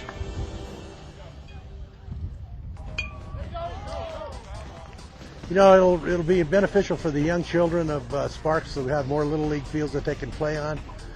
We had a huge shortage a long time ago, and now we've got plenty of fields, but we seem to fill them up. And it's, you know, not only going to be for the children of Sparks, but there's people from all over the county that will come here and play. So it's very beneficial for Northern Nevada. Yeah, well, one thing everybody forgets is that this is used by locals, but it's also used by a lot of people that come from out of town. I think the mayor mentioned earlier that there's 100 teams coming from New York State. You know, let's just say there's 10 people on each team. That's 1,000 people. They have to stay somewhere. So, you know, the hotels benefit. They have to eat someplace. So all the restaurants benefit from 1,000. And people forget that last year we had something like 1 million people visit this park. I would have to say that probably 80% of them are for outside the area. So once again, it fills up hotel rooms and you know, restaurants. I only live a couple of miles from here, and I actually walk my dogs. And yesterday, my wife took me out for a walk around this park. If you haven't been through it, it's well worth it. some beautiful views on the other side of these hills here. And I spent a couple hours with my dogs and my wife walking out here. Love this park. Love the location of it. I love the fact that it's right pretty much in the heart of the city. Over at Wedekind Park, another ribbon cutting marks the opening of new and improved hiking trails and facilities. At 250 acres, Wedekind Regional Park is one of the last remaining areas of significant open space in the city of Sparks. The mayor and city council were on hand to recognize improvements such as a new parking lot, 2 new trailheads, a picnic pavilion, new restroom facilities, an outdoor classroom, and also shaded seating at a scenic overlook. In another part of Sparks, dirt turns and cinder blocks rise out of the ground. The Legends Outlet Mall in Sparks is now home to Northern Nevada's first and only IMAX theater. The new state-of-the-art Galaxy Theater complex includes its signature giant IMAX screen, but also 11 additional auditoriums equipped with all digital sound and projection. Mayor Martini says of the new theater, it will continue the city's branding efforts as a place where there is always something happening, fun to do and see in Sparks. Sparks has now grown to 91,000 people and 32 square miles, making it the 5th largest city in Nevada. We asked the police chief, do you have enough resources? Do you have enough police officers? No, and that's where we need to go into the future, and we need to find a designated funding source to provide for public safety and police within our city. The way that the general fund is working, and most cities are like this, that the police department does take up a majority of the budget, but we have to break that cycle. The police department is funded out of the general fund of the city. So property taxes, sales taxes, all that go into the general fund. And right now the police department is averaging somewhere between 35 and 40% of the general fund expenditures of the city.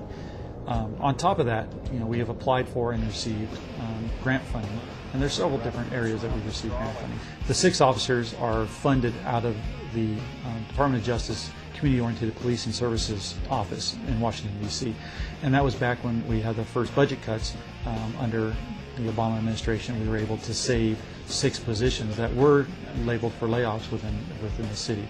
So we're at the tail end of that cycle, and now we're going to have to pick those officers back up within the general fund.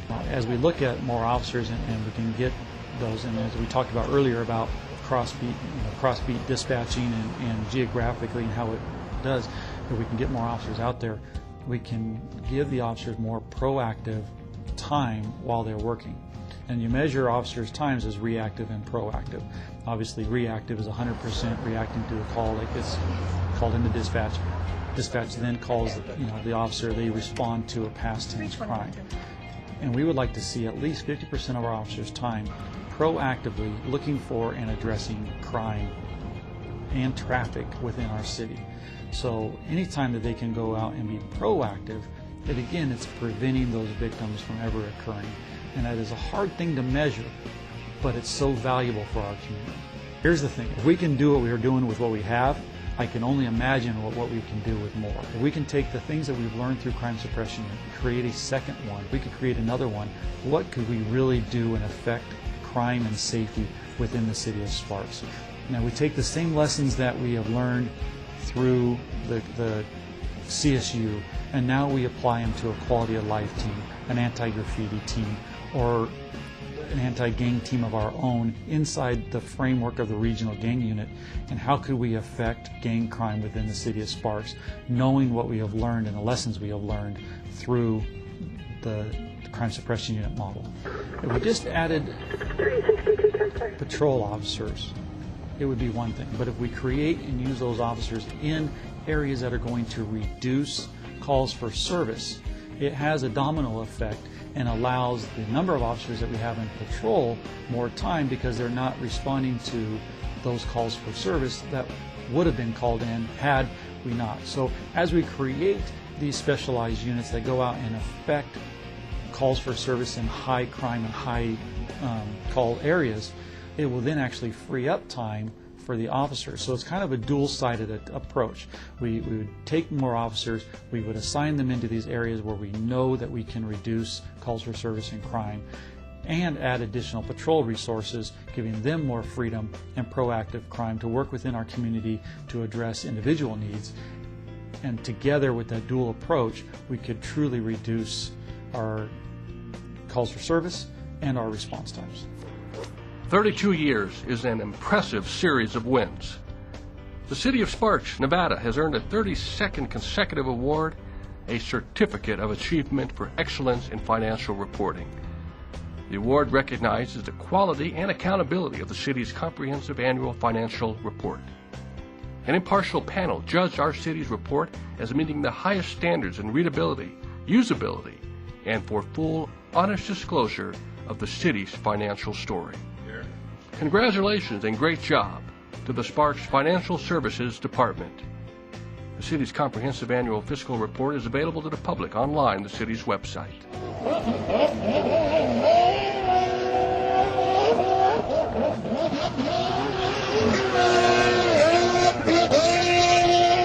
Now, something new is happening here in Sparks. The city now hosts the U.S. Open HydroTurf Watercross National Tour. The annual competition draws competitors and spectators from all over the United States, offering a purse of $12,000 and the U.S. Open title. The public event at the Sparks Marina is a blast to watch, combining big air jumps, stunts, racing, and freestyle competitions. Well, that's a wrap for this installment of Spotlight on Sparks. Please be sure to pass the word on this important program focused on predictive policing, which can be seen on Sparks Centennial Television, Charter 215, or AT&T UVerse Channel 99. You can also view the program on the city's website at cityofsparks.us. Please make sure you follow us on Facebook and Twitter, and be safe out there. Thanks for watching. I'm Adam Mayberry.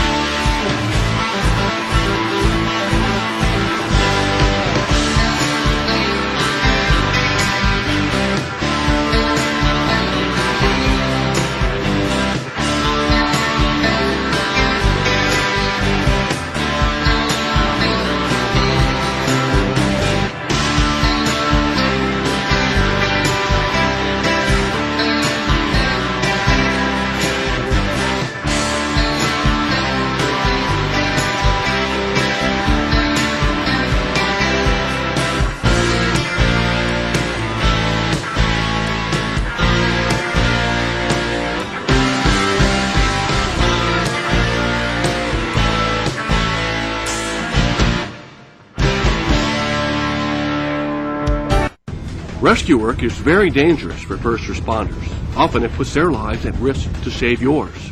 So Sparks firefighters train to keep rescue skills sharp.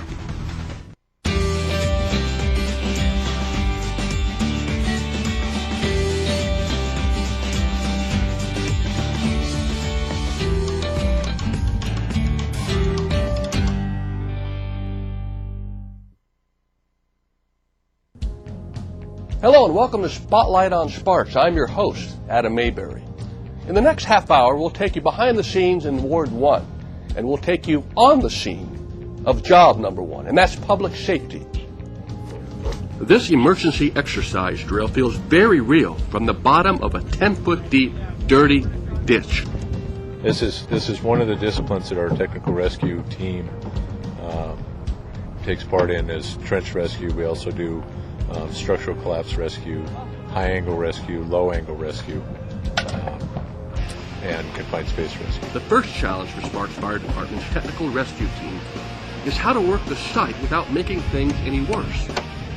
Yes, and what we do is we build shoring. It's going to keep the walls from collapsing in, and we do that from the top down.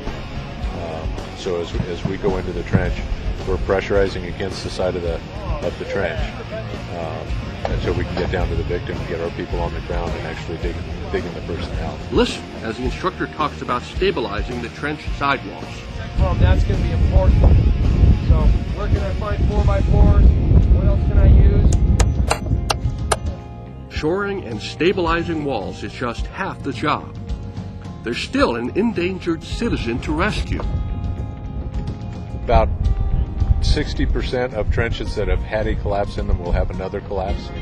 So if we just throw a ladder in there and rush in to rescue somebody, then we're taking the chance of everybody not going home, and that's not what we want to do. So we need to do it safely and make sure that we get the people out as expeditiously as we can. Sparks Fire wasn't the only local agency to benefit from the day's training.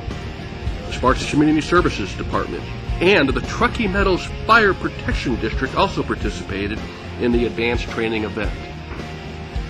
We have not had a trench class in several years due to budget constraints, but we're able to put some money aside and get one on this year. We've got several members of the technical rescue team who have not been through a trench class, so it's really imperative.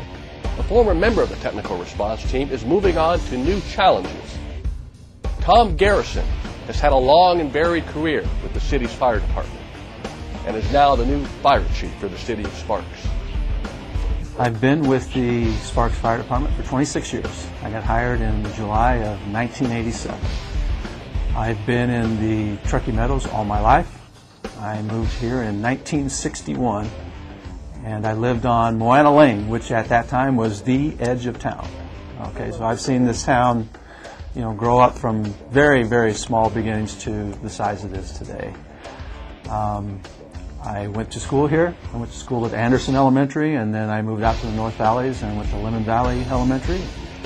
Trainer Junior High School, called it Junior High School then, Hug High School, and then I went to UNR and graduated with a degree in education, elementary education as well as secondary education, and started teaching and coaching. I taught in Fernley High School, and then I ended up being a head basketball coach at Minogue High School for a year, and decided to leave teaching and didn't know what my next move was going to be.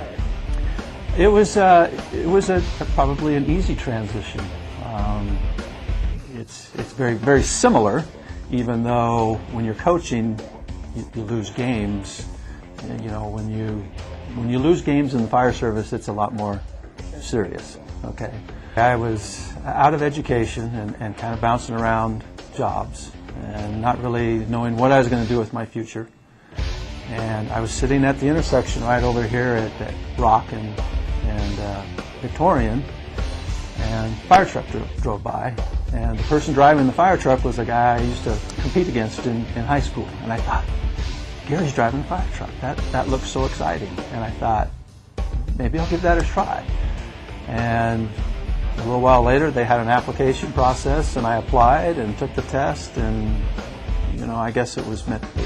Well, I started when I was 30 years old, so I was relatively old for a rookie firefighter.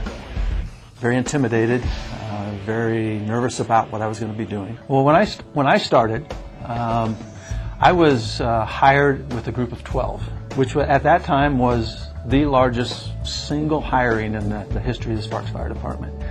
And I was hired because they were opening Fire Station 3 on East Gregg Street. So at that time there were 2 fire stations in the city of Sparks, this station here on Victorian and the one on Bering. There were, I think, 3 fire engines with 3 person on each fire engine and 1 truck company with 2 people. So really we almost, not quite doubled, but almost a third more people we expanded the staffing by almost a third just with our hiring. I spent 7 years as a firefighter and then got promoted to an operator. I spent a year doing that, which actually was the most fun job in the fire department. Driving the fire trucks is just a blast. But then a year later, promoted to captain. And I spent 12 years as a captain before deciding to change direction a little bit and go into training. Spent a couple years in training and then promoted to a division chief.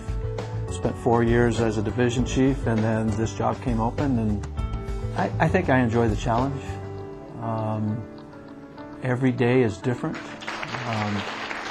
There's no real rule book for leadership positions. There's no procedure manual. It's more common sense, doing what's right, treating people how you would want to be treated. I can remember when the edge of town was, Reed High School, and none of the north, Wingfield Springs or Los Altos area, none of that was there. So I remember when that was developed and think, wow, this is really going to stretch us. And we've grown and tried to keep pace with the needs and the risks in the community. As new areas developed, we worked with developers to get fire stations built. As soon as so many houses were built, they had a requirement to build fire stations, and then we had the challenge to staff them.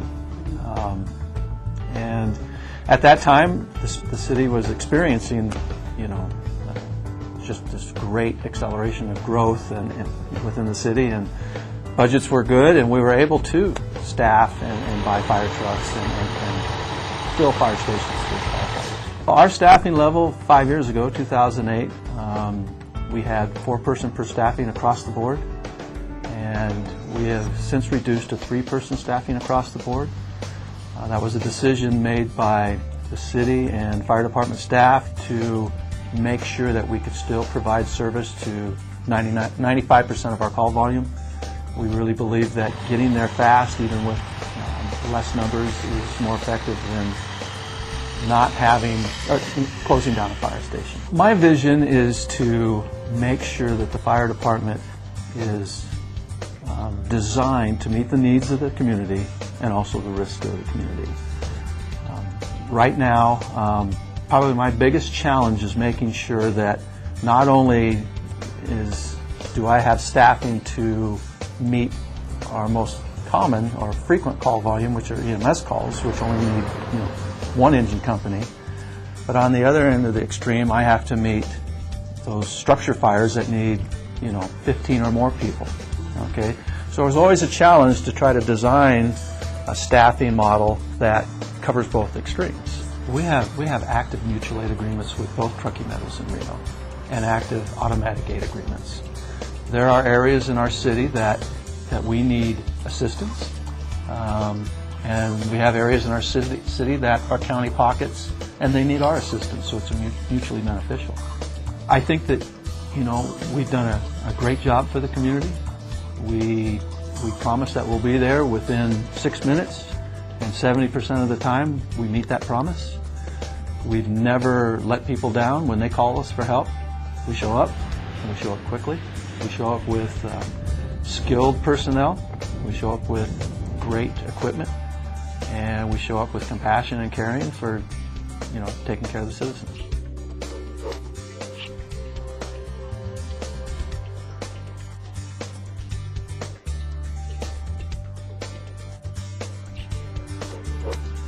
Christmas time has always been special in the city of Sparks. In 2013, the city received its final Christmas tree from its sister city, Garibaldi, Oregon. In 2014 and beyond, the city and its residents will experience a new live tree that'll stand on Victorian Square for generations to come. The Christmas tree traveled almost 600 miles from Sparks' sister city in Garibaldi, Oregon. It's a gift from their city to our city. Me and Dave Stein Sr. goes out and looks for a tree for a day or two before, a week or two before, and we probably look at thousands of trees before we find one that's full enough all the way around and straight. Sister cities between Garibaldi and the city of Sparks was started some close to 30 years ago. It actually started with the city of Reno, as a lot of good things. It started in a conversation in a bar between a couple of people, and the next thing you know, there was city of Reno had a tree being delivered the following week before Christmas, and in the following year, the city of Garibaldi sent 2 Christmas trees, one for Sparks, one for Reno.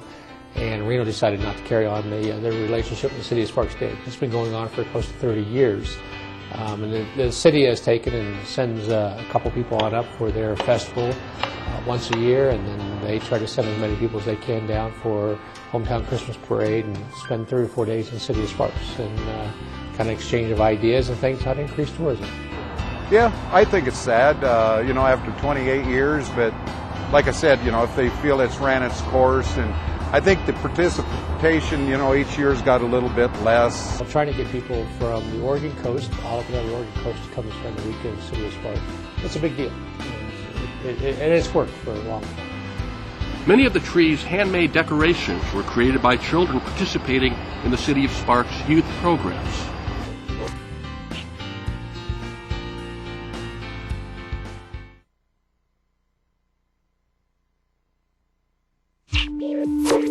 Now it's time to spotlight our Sparks City Council member. So join me for a conversation with Julia Ratty, representing the city's Ward 1. Well, Councilwoman Ratty, thank you for coming on the program. I want to ask you a little bit about your background in Sparks and why you decided to stay here. Okay. Well, I was born and raised in Sparks. I went to Robert Mitchell Elementary School, then I went to Dilworth, and then I went to Reed, and of course stayed here and went to UNR. And I've stayed because I've just continued to have fabulous opportunities that have kept me connected to my community.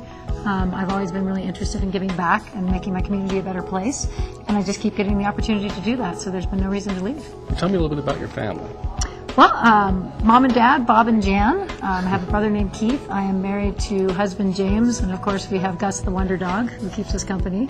My dad is native Nevadan. He grew up in Bango, Nevada, which not very many people have heard of. Bango was actually a little railroad town outside of Hazen.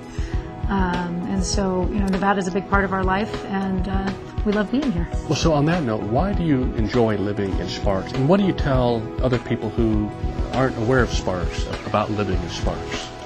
You know, for me, I love living in Sparks, and probably even more importantly with Ward 1, I love being down in the core of Sparks. I love that I can get on my bike and ride down to Victorian Square and enjoy all of the special events. I love that I can hang out at the Great Basin Brewery on the patio during the summer and listen to live music. I love that there's always something going on downtown, but at the same time, it's all very accessible. It's you know, family friendly. It is something always going on, and it's just a great place to live. And you live and represent Ward 1, although you're voted by all the residents during the general election. But your ward is probably one of the older wards and perhaps more diverse wards in the city. Can you tell us a little bit about that? Well, absolutely, and I think that's part of the reason I stayed too. I really like the older parts of a city that have more character. I love the mid-century houses with the hardwood floors and the plaster walls and everything that comes along with that. And so certainly that's what's kept my husband and I busy in Sparks. Our first house was a brick house with the hardwood floors, and we did some upgrades there. And then about 3 years ago, we bought another one and it was in kind of rough shape and got to bring it back to life. And I really do like seeing those older parts of the city brought back to life. So that certainly is an exciting part of Ward 1. And diversity. I love the diversity of downtown. I'm much more interested in being someplace where you don't have to drive as much, where there's lots of different kinds of people, where every house doesn't look exactly alike. I mean, that's the exciting and fun part for me. Well, now you're going into your second term. You were reelected in 2012. Mm-hmm. So tell us a little bit about why you decided to run for city council in the first place. Well, actually, that goes very back much to what we were talking about. When I decided to run for office was a very different time. Just to put it in perspective, the economy was booming. We were expanding out into Spanish Springs at an incredibly rapid pace.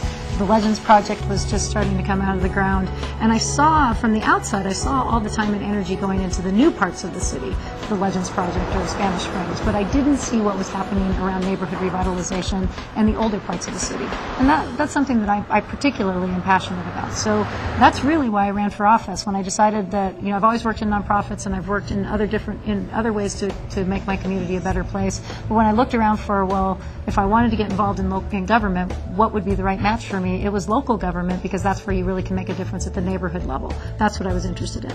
So, there are a lot of thorns in between the single rows on the city council. You're the only woman on the city council currently. Mm-hmm. So what kind of dynamics and perspective does that bring to you? Is there any thoughts that you could share with us? Well, I think there's diversity. There's gender, there's age to a certain extent. Sure. There's perhaps life philosophy even in some cases. But I do think it's important that we have people from all different backgrounds involved in local government. I think that a representative democracy is just that you do get people with different backgrounds and different passions. And my passions are definitely different than some of the other members of the council. I think where we're really lucky in Sparks is that as a governing body, I think we've developed some really strong relationships and we work well together, even though we do have different priorities and we do have different beliefs on some things. We do all seem to keep the city first and foremost in our attention and time. And so I think that that's been a pleasure. Certainly, from the time I decided to run when the economy was booming until when I got elected, when the bottom had just fallen out of the housing market and we were making some pretty dramatic decisions about our budget, things changed quite a bit, and it really then became all about, what's the most important? What do we have to make sure that we save as a foundation so that at some point when the economy turns around, we can make sure that we are back to making forward progress as a city. And, I'm proud of the work that we've done in the city of Sparks over the last 5 years to make sure that we protected what was important, and we did it pretty well. You can talk to your city representatives through our website. But now there's a new tool to reach out and get things done. Want to ask a question, express a concern, or report a problem?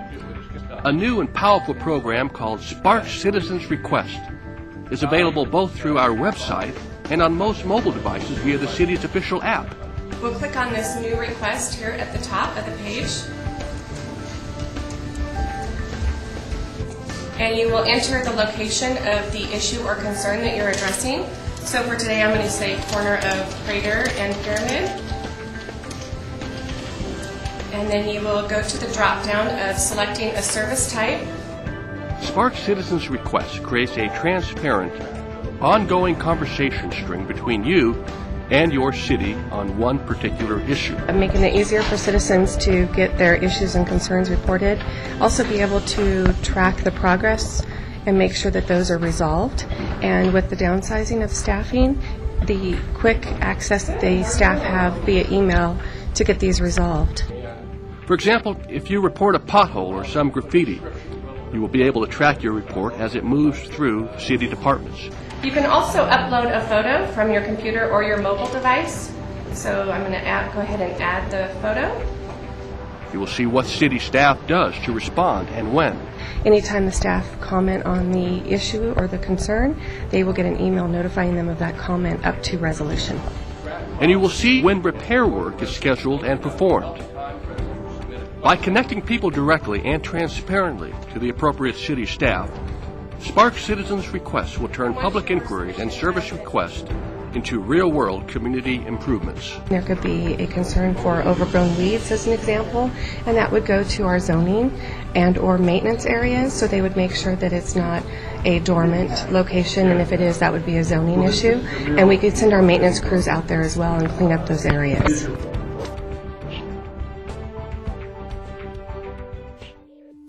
And now, back to our visit with Councilwoman Julia Ratty.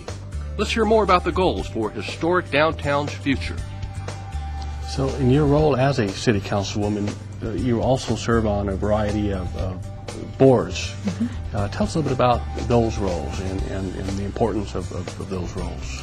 Well, certainly the District Board of Health is one that I'm particularly passionate about. Caring about, and again, you sort of get the theme here. You're really interested in the things that strengthen our community. And you serve on that board because you're on the city council, right? Absolutely. I am the one member of the city council appointed to the District Board of Health. Okay. Of course, the District Board of Health deals with everything that has to do with public health. So it could be immunizations, it could be dealing with the obesity epidemic, it could be making sure that our quality of air is good. It's a very broad look at public health. Making sure that health services are available to low-income families. And those again are things that are critical to our quality of life. They're critical to make sure that those among us who need a little extra hand get that extra hand. And so I've certainly been excited about being on that board. I'm also the vice chair of the redevelopment agency, sure, which is been, again, an interesting time to serve. There hasn't been a lot of resources to do significant work in redevelopment, so it's been a lot of retrenching, refocusing, making sure that we know what our priorities are in redevelopment. So those are two of the big ones. Probably another one of my favorites is I'm the council member appointed to the Parks and Recreation Commission, and it's so, obviously taking good care of our parks and recreation and outdoor activities is so important to the quality of life, not just, in the urban core, but throughout the entire city. And there have been some great things that have happened in the Parks and Recreation Commission. One of my favorite is the opening of Whittakin Park and that open space and making sure that open space is protected. Excellent. The boards and commissions certainly add an opportunity to focus on areas that I'm passionate about. Are there any key accomplishments that you could share with us that come to your mind over the last 4+ years, and maybe some goals that you have in your mind for the next foreseeable future? It's an interesting time period to talk about accomplishments, isn't it? Because, of course, with the budget plummeting the way it was, I do think that you talked a little bit about how I'm a little bit different than some of the other council members, and so I do think that one of my most important accomplishments has been making sure that there are diverse viewpoints when we are talking about the budget process or any other issue for that matter, that there is another side to the story sometimes. And then I think making sure that the Parks and Recreation Department as a whole, and not just Parks and Recreation, but all of the quality of life elements in the city budget, we didn't lose focus on those when times were really tough. Public safety is incredibly important, and I'm proud of the public safety agencies that we have here in the city of Sparks, but I always felt it was my role to remind people that it's great that we keep people safe, but if they're safe and they don't have any quality of life beyond that, then what? And so really making sure that all of the departments had a voice during the budget process was important for me. I think those are probably the big things. And while being a council person is a part-time job, although it sure doesn't seem like it, you do have a real full-time job as well. I do. So tell us a little bit about what you do when you're not a member of the City Council. I have the best job in the world. I am the CEO of the Girl Scouts of the Sierra Nevada, which means that we happen to be the 4th smallest council in the nation in terms of the number of girls, but we are the 10th largest in terms of the geography that we cover. So that's 96,000 square miles. So I'm in charge of Girl Scouting all the way up to the Oregon border, out to the Utah border, out to Quincy, California, and down to Bishop, California. So it's a huge territory. The two go together particularly well, I think, because it's my job. My day job is developing the next generation of women leaders. And so I think about that a lot when I'm serving on the city council about, am I setting an example that I want a generation of girls to follow in terms of leadership? And so I try to be particularly thoughtful about not just what I get accomplished, but how I lead, because the girls are watching. And part of what I get to do in my city council job is to be a role model for 4,500 girls who are learning leadership skills every day, helped along by 2,000 fabulous volunteers who put a lot of time and energy volunteering and helping those girls to develop into their best and fullest potential. So I love it. That's great. I really appreciate your example. I appreciate your leadership, and I appreciate your service, and thank you for coming on the program. You bet. Thanks, Adam. And that's all the time we have for this installment of Spotlight on Sparks. Make sure you follow us on Facebook and Twitter, and log on to cityofsparks.us for more information. Thank you for watching, and we leave you with images of the Sparks hometown Christmas festivities. I'm dreaming of a white Christmas, do you know it? Just like the ones I used to know,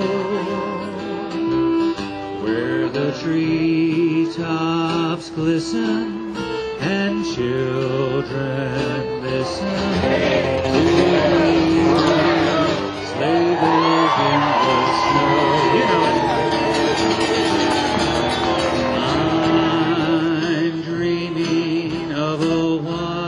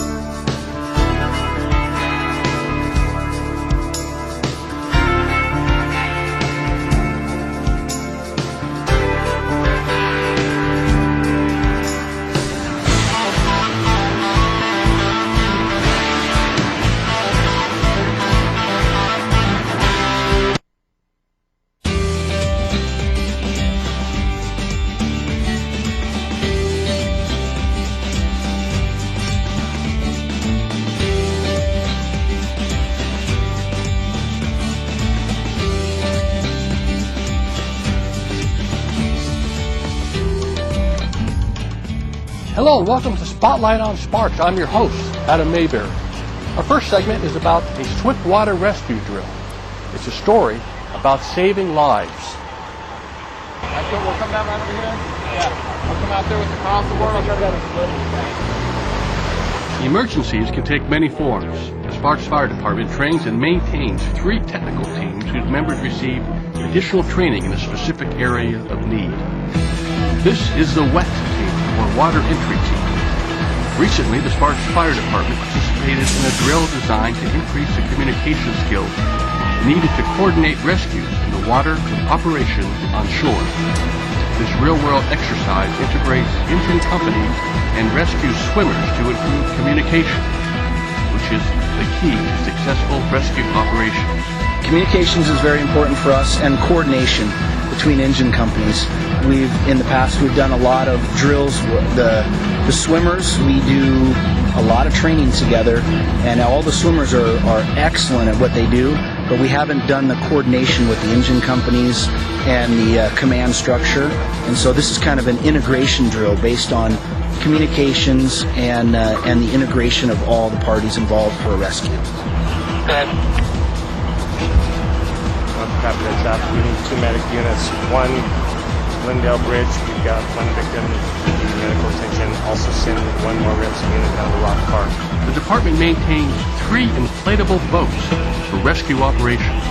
Sparks Fire responds to water emergencies in the Truckee River, Sparks Marina Park, and other bodies of water. The first thing we'll do if we get a call for the river is that the incident commander will pull out a binder that we have that gives flow rates and times on victims or people in the river, and by that we can decide where to set our downstream containment, which is the furthest point that they could possibly have gone in the river based on the water flow, and that closes off our box, we call it. And so we don't have to worry about from that point downstream, they couldn't possibly be there, so it's less that we have to search.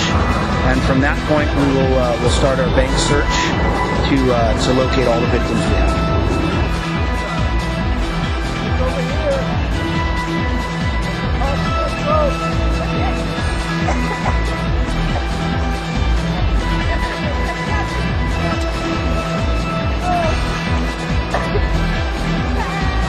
Our river that we have here has a lot of gradient, and that's defined as a lot of feet per mile that it goes down. So we have a quick moving river, not a huge amount of water flowing, and so we have a fast, shallow river that's very rocky. And the danger there is obviously you're traveling with the water, you can impact the rocks and other things that are in the river that cause injury. But a lot of people think because it's so shallow that they can just stand up and walk out of the river. And that's one of the worst ideas. You just don't want to do that. By putting your feet down, they can get wedged underneath rocks. We call that a foot entrapment, and it can actually break your leg, and you'll be still stuck there dangling off a broken leg in the river. And it's a real hazard with our river. First of all, don't swim without other people there. You don't want to just come down to the river by yourself and go swimming. That's just a bad idea. With our water temperatures that we have, hypothermia is a real possibility and something that can set in really quick. So don't swim alone. If you are going to swim, wear a PFD, personal flotation device, or a life jacket. It just helps you out. If you do get hypothermic, you start losing your motor functions, and you need to have the ability to be able to float so you can gather your thoughts, and then swim. Don't stand and walk. Swim to the shore and make sure that you've stopped moving before you put your feet down. Sparks Fire has 2 other special teams. The technical team is trained in high-angle, confined space, and trench rescue. The hazardous materials team is trained in fighting chemical and industrial fires. Sparks City Fire works closely with local and regional fire departments. Long before the water starts to rise, the city of Sparks has taken significant preparations to protect people and property from flooding. The North Truckee Drain Project is a critical piece of the overall regional Truckee River Flood Project. Anyway, just a few short remarks from me. I'm so pleased. I've lived here for 68 years, and it's hard for me to do the math, because in 68 years we've had 6 100-year floods. So I think I look pretty good for 600 years old. A $35 million flood project is underway to protect businesses in the Sparks industrial area. Phase 1 is realigning the North Truckee Drain, moving the water outlet downstream of Steamboat Creek. Engineers expect this to significantly lower flooding levels and backwater breakouts in the Sparks industrial area. It's all going to be pretty much covered up. The box, it will be constructed. It will be under the roadway we're in right now with an outfall that will go out to the river. Back in January 1997, the area was hard hit. Floodwaters doing damage to businesses throughout the 2,100-acre area. About 25,000 people work here. The industrial area is a low spot in the valley, forming a natural drain. In fact, stormwater from as far north as Spanish Springs flow into the North Truckee Drain. Making this area safe from floodwaters has been a long-time goal of city leaders. Yeah, it's been a mission for me since I got on the council in 1999. Like I said, I've been through 6 floods, a couple in the 50s when I was a young boy, one in 64, one in 86, one in 96, and one in 97, and one in 2006. So it's very personal to me. I lived on a ranch about 3/4 of a mile away from where we're standing. And our ranch got flooded several times, and like I said, it's very personal to me, and I'm enjoying watching this happen. And you know, while I'm at it, I might as well thank all the property owners around here. It took a lot of work from our staff to get them together so we can get the right-of-way that we needed to do this project and work with us on not closing the road completely, which would hurt their business, and we've done that with the Southeast Connector also. The overall project is $35 million, like I mentioned a minute ago. This project it's so needed for this whole area. If we flood again, we'll lose everybody in this district and they may not come back. They're currently using a forming and shoring system that is, it's been around for quite a while, but Q&D took it another step in utilizing I-beams for cross members and utilizing a forming system that's called the Traveler, which will just kind of like moves forward and moves along. It saves an incredible amount of time, and time, of course, is money. And the excavation is the excavation. However, when they have to put the shoring system together and move it forward, that's where the money's at. Is the shoring system and the forming system.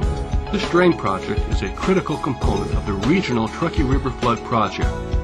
Phase 1 costs $12 million and is partly funded by the City of Sparks. That's the $5.41 our citizens see on their sewer bills. That work right here. $4.7 million comes from the Truckee River Flood Authority. Phase 1 will take a year. The entire drain realignment should be done in 2019. So let me finally just mention the staff of Sparks. These guys have done a fabulous job in getting this project ready, getting it built. Sean Carey grew up in the city of Sparks, served the city for 21 years, and was the city manager of Sparks for 14 years. We're grateful for his service and his dedication to the residents of our city.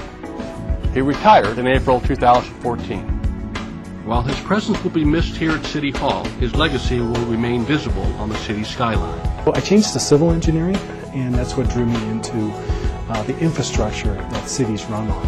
And so much of what people take for granted every day is really behind the scenes. They don't see what's inside the traffic signals, the cabinets, the pipes under the ground. And civil engineering really provides all that stuff. I often say the civil stands for civilization. And I think a lot of this profession has given me an opportunity to use the science of engineering in a manner of art to make sure that we crafted a community that's really has great infrastructure, great parks, great roads, and it's really a pretty special place to me. Carey served the city he loved for 21 years and helped shape Sparks to the city that we know today. Carey's long and distinguished public service career included work as a civil engineer, a traffic engineer, public works director, assistant city manager, and of course, city manager for 14 years. Got into the first use of computers while in Sierra Vista and developed a system to time traffic lights using a modem. And folks may not even know what a modem is today, but we were thrilled to have an IBM PC XT. I was able to communicate over telephone wires and get traffic signals to work in a sequence. It was quite an innovation. And that took me off to Boulder, Colorado, where I became a traffic engineer. And that 3 years of my life led me to want to become a director of public works, which is the person who runs the infrastructure department for any organization.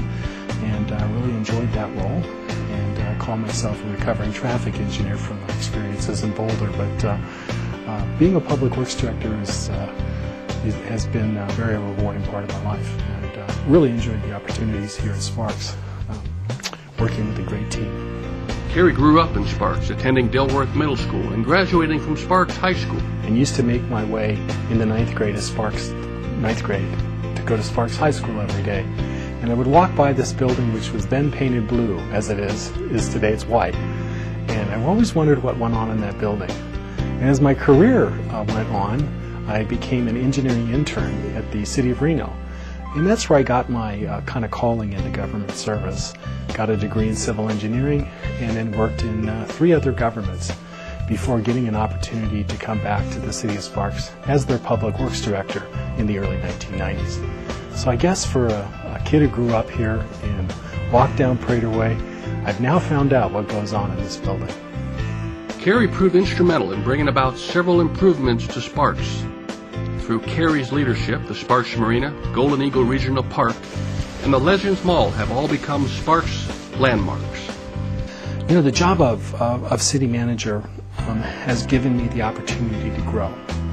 And I think that it's given me an opportunity to be a leader and to bring out the best in some of the people that I've been privileged to work with. And I'm a leader of a team. I have a police chief, I have a fire chief, I have a community services director.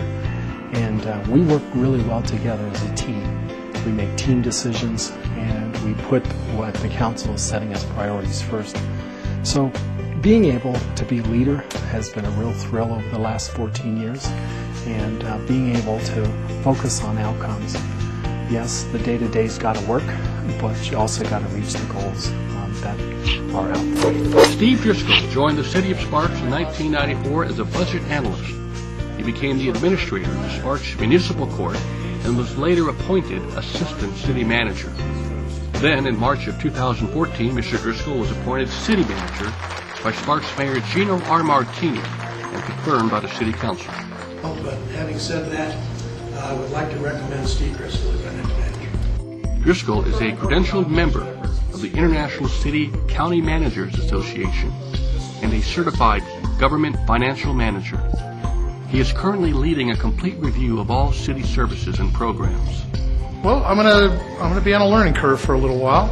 I have to admit that there are things that I know fairly well. There are other things that I've been involved in, but not necessarily at the decision-making process.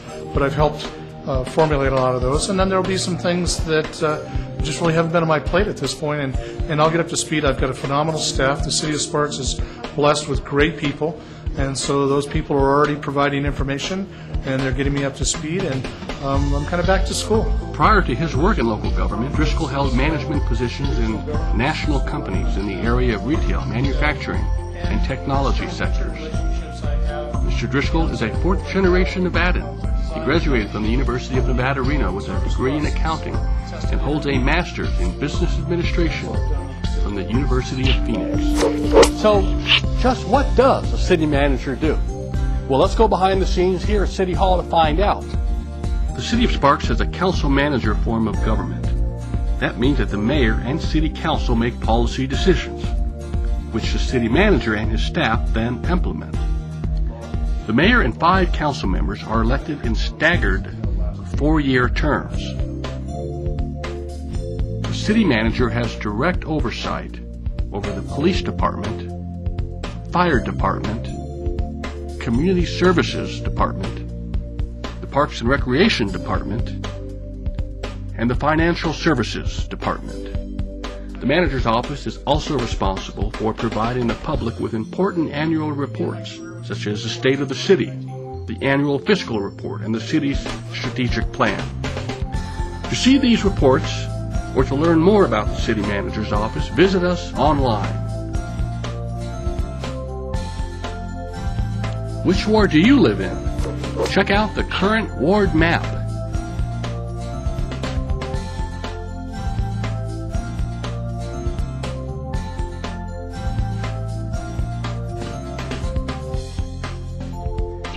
If you'd like to contact your council member, the mayor, or the city manager, you can call 353-2311 or go to cityofsparks.us.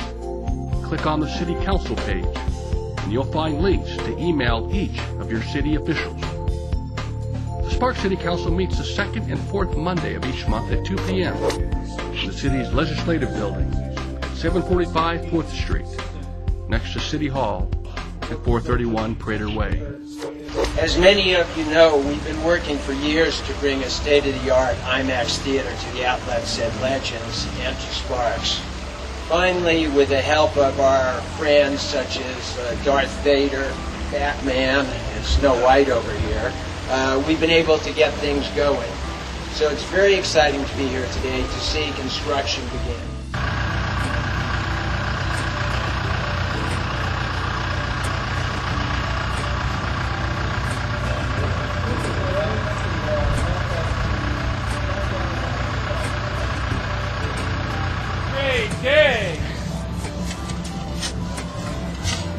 Northern Nevada's first true IMAX theater has been a hotspot since opening night.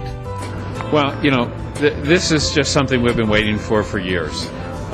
It's always been one of the hinge pins of the center. You know, it was never it was never the retail or never the big box or the outlets. It's always been the pieces of the puzzle that come together. This is a big one for us. We're so excited. It's been accepted by the community and by the market.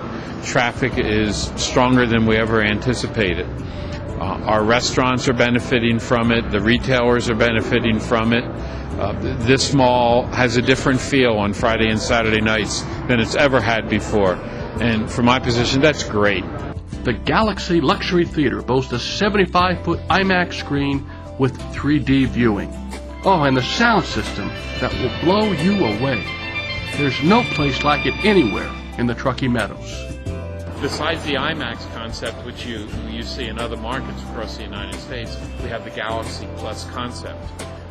It's just a unique way to watch a movie theater. The luxuries start by not having to wait in box office lines. The new Galaxy Theater in Sparks is great. It's a new concept. You can even pick your own seats, and you don't have to sit through all the previews. I'm going to sit right there. Thank you, Tia. So check out the push-button full reclining power seats equipped with a footrest. You will not want to miss out, and you will not want to get up when the credits start to roll. Well, we thought that the greater Reno market needed a little competition and a little shaking up, and so we were very pleased to find an opportunity at the Legends Shopping Center in Sparks. This is the #1 center in northern Nevada, and we want to be part of it. And then our other auditoriums feature power reclining chairs with footrests, and which are equivalent to a nice lounge chair that you might have in your den at home. And so you can settle into one of those chairs, enjoy one of our beers on tap, have a glass of wine or a margarita, and it adds another element to the movies. We're going to see that Transformers. I like entertainment, and the best forms of entertainment, as far as I'm concerned, is a lot of good eye candy. And that's what you get right here. The chairs are great. I mean, the seating, you can't beat it. So I love it. This one in particular, I really enjoy it, just how organized it is. I can pick my seats out hours before and get here when the movie's actually starting, and I still have the best seats.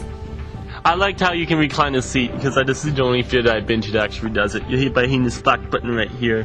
The reclining chairs are really nice, especially in this theater. It's super comfy, so yeah, we come as often as we can. And don't forget, when you shop and play in Sparks, your tax money helps support your city services. Progress is being made on the economic front here in the city of Sparks. Here's a quick update on the 2014 State of the City Address by Mayor Martini. The economy is still recovering, but Sparks Mayor Gino Martini has a positive outlook going forward. The mayor's recent State of the City address acknowledged the problems the city has experienced during the economic downturn, but his optimism comes from seeing how the city has handled the crisis. Well, I think the main points that the State of the City address was about is that we're not out of the woods yet. You know, things are getting better. They're kind of stabilizing. Things are kind of flatlined. Some things are increasing a little bit.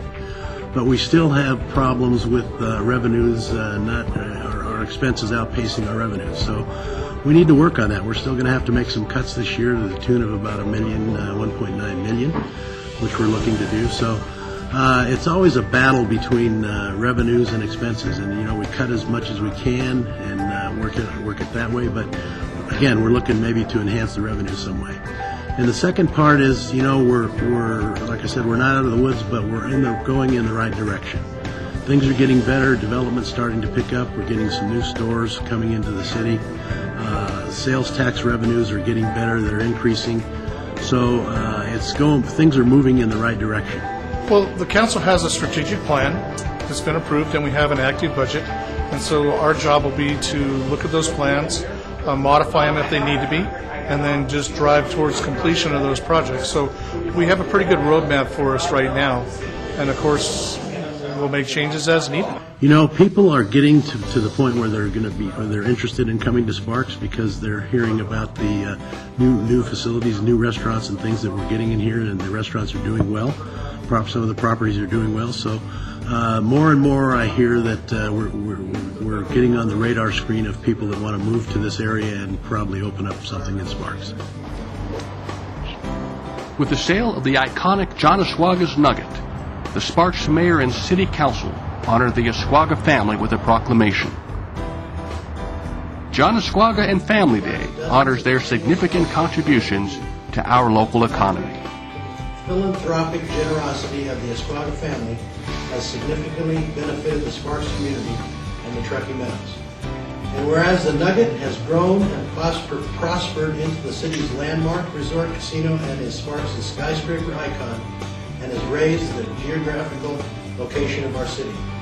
Now, therefore, I, Gino R. Martini, Mayor of the City of Sparks, Nevada, do hereby proclaim March 24th, 2014 as John Ascuaga and Family Day.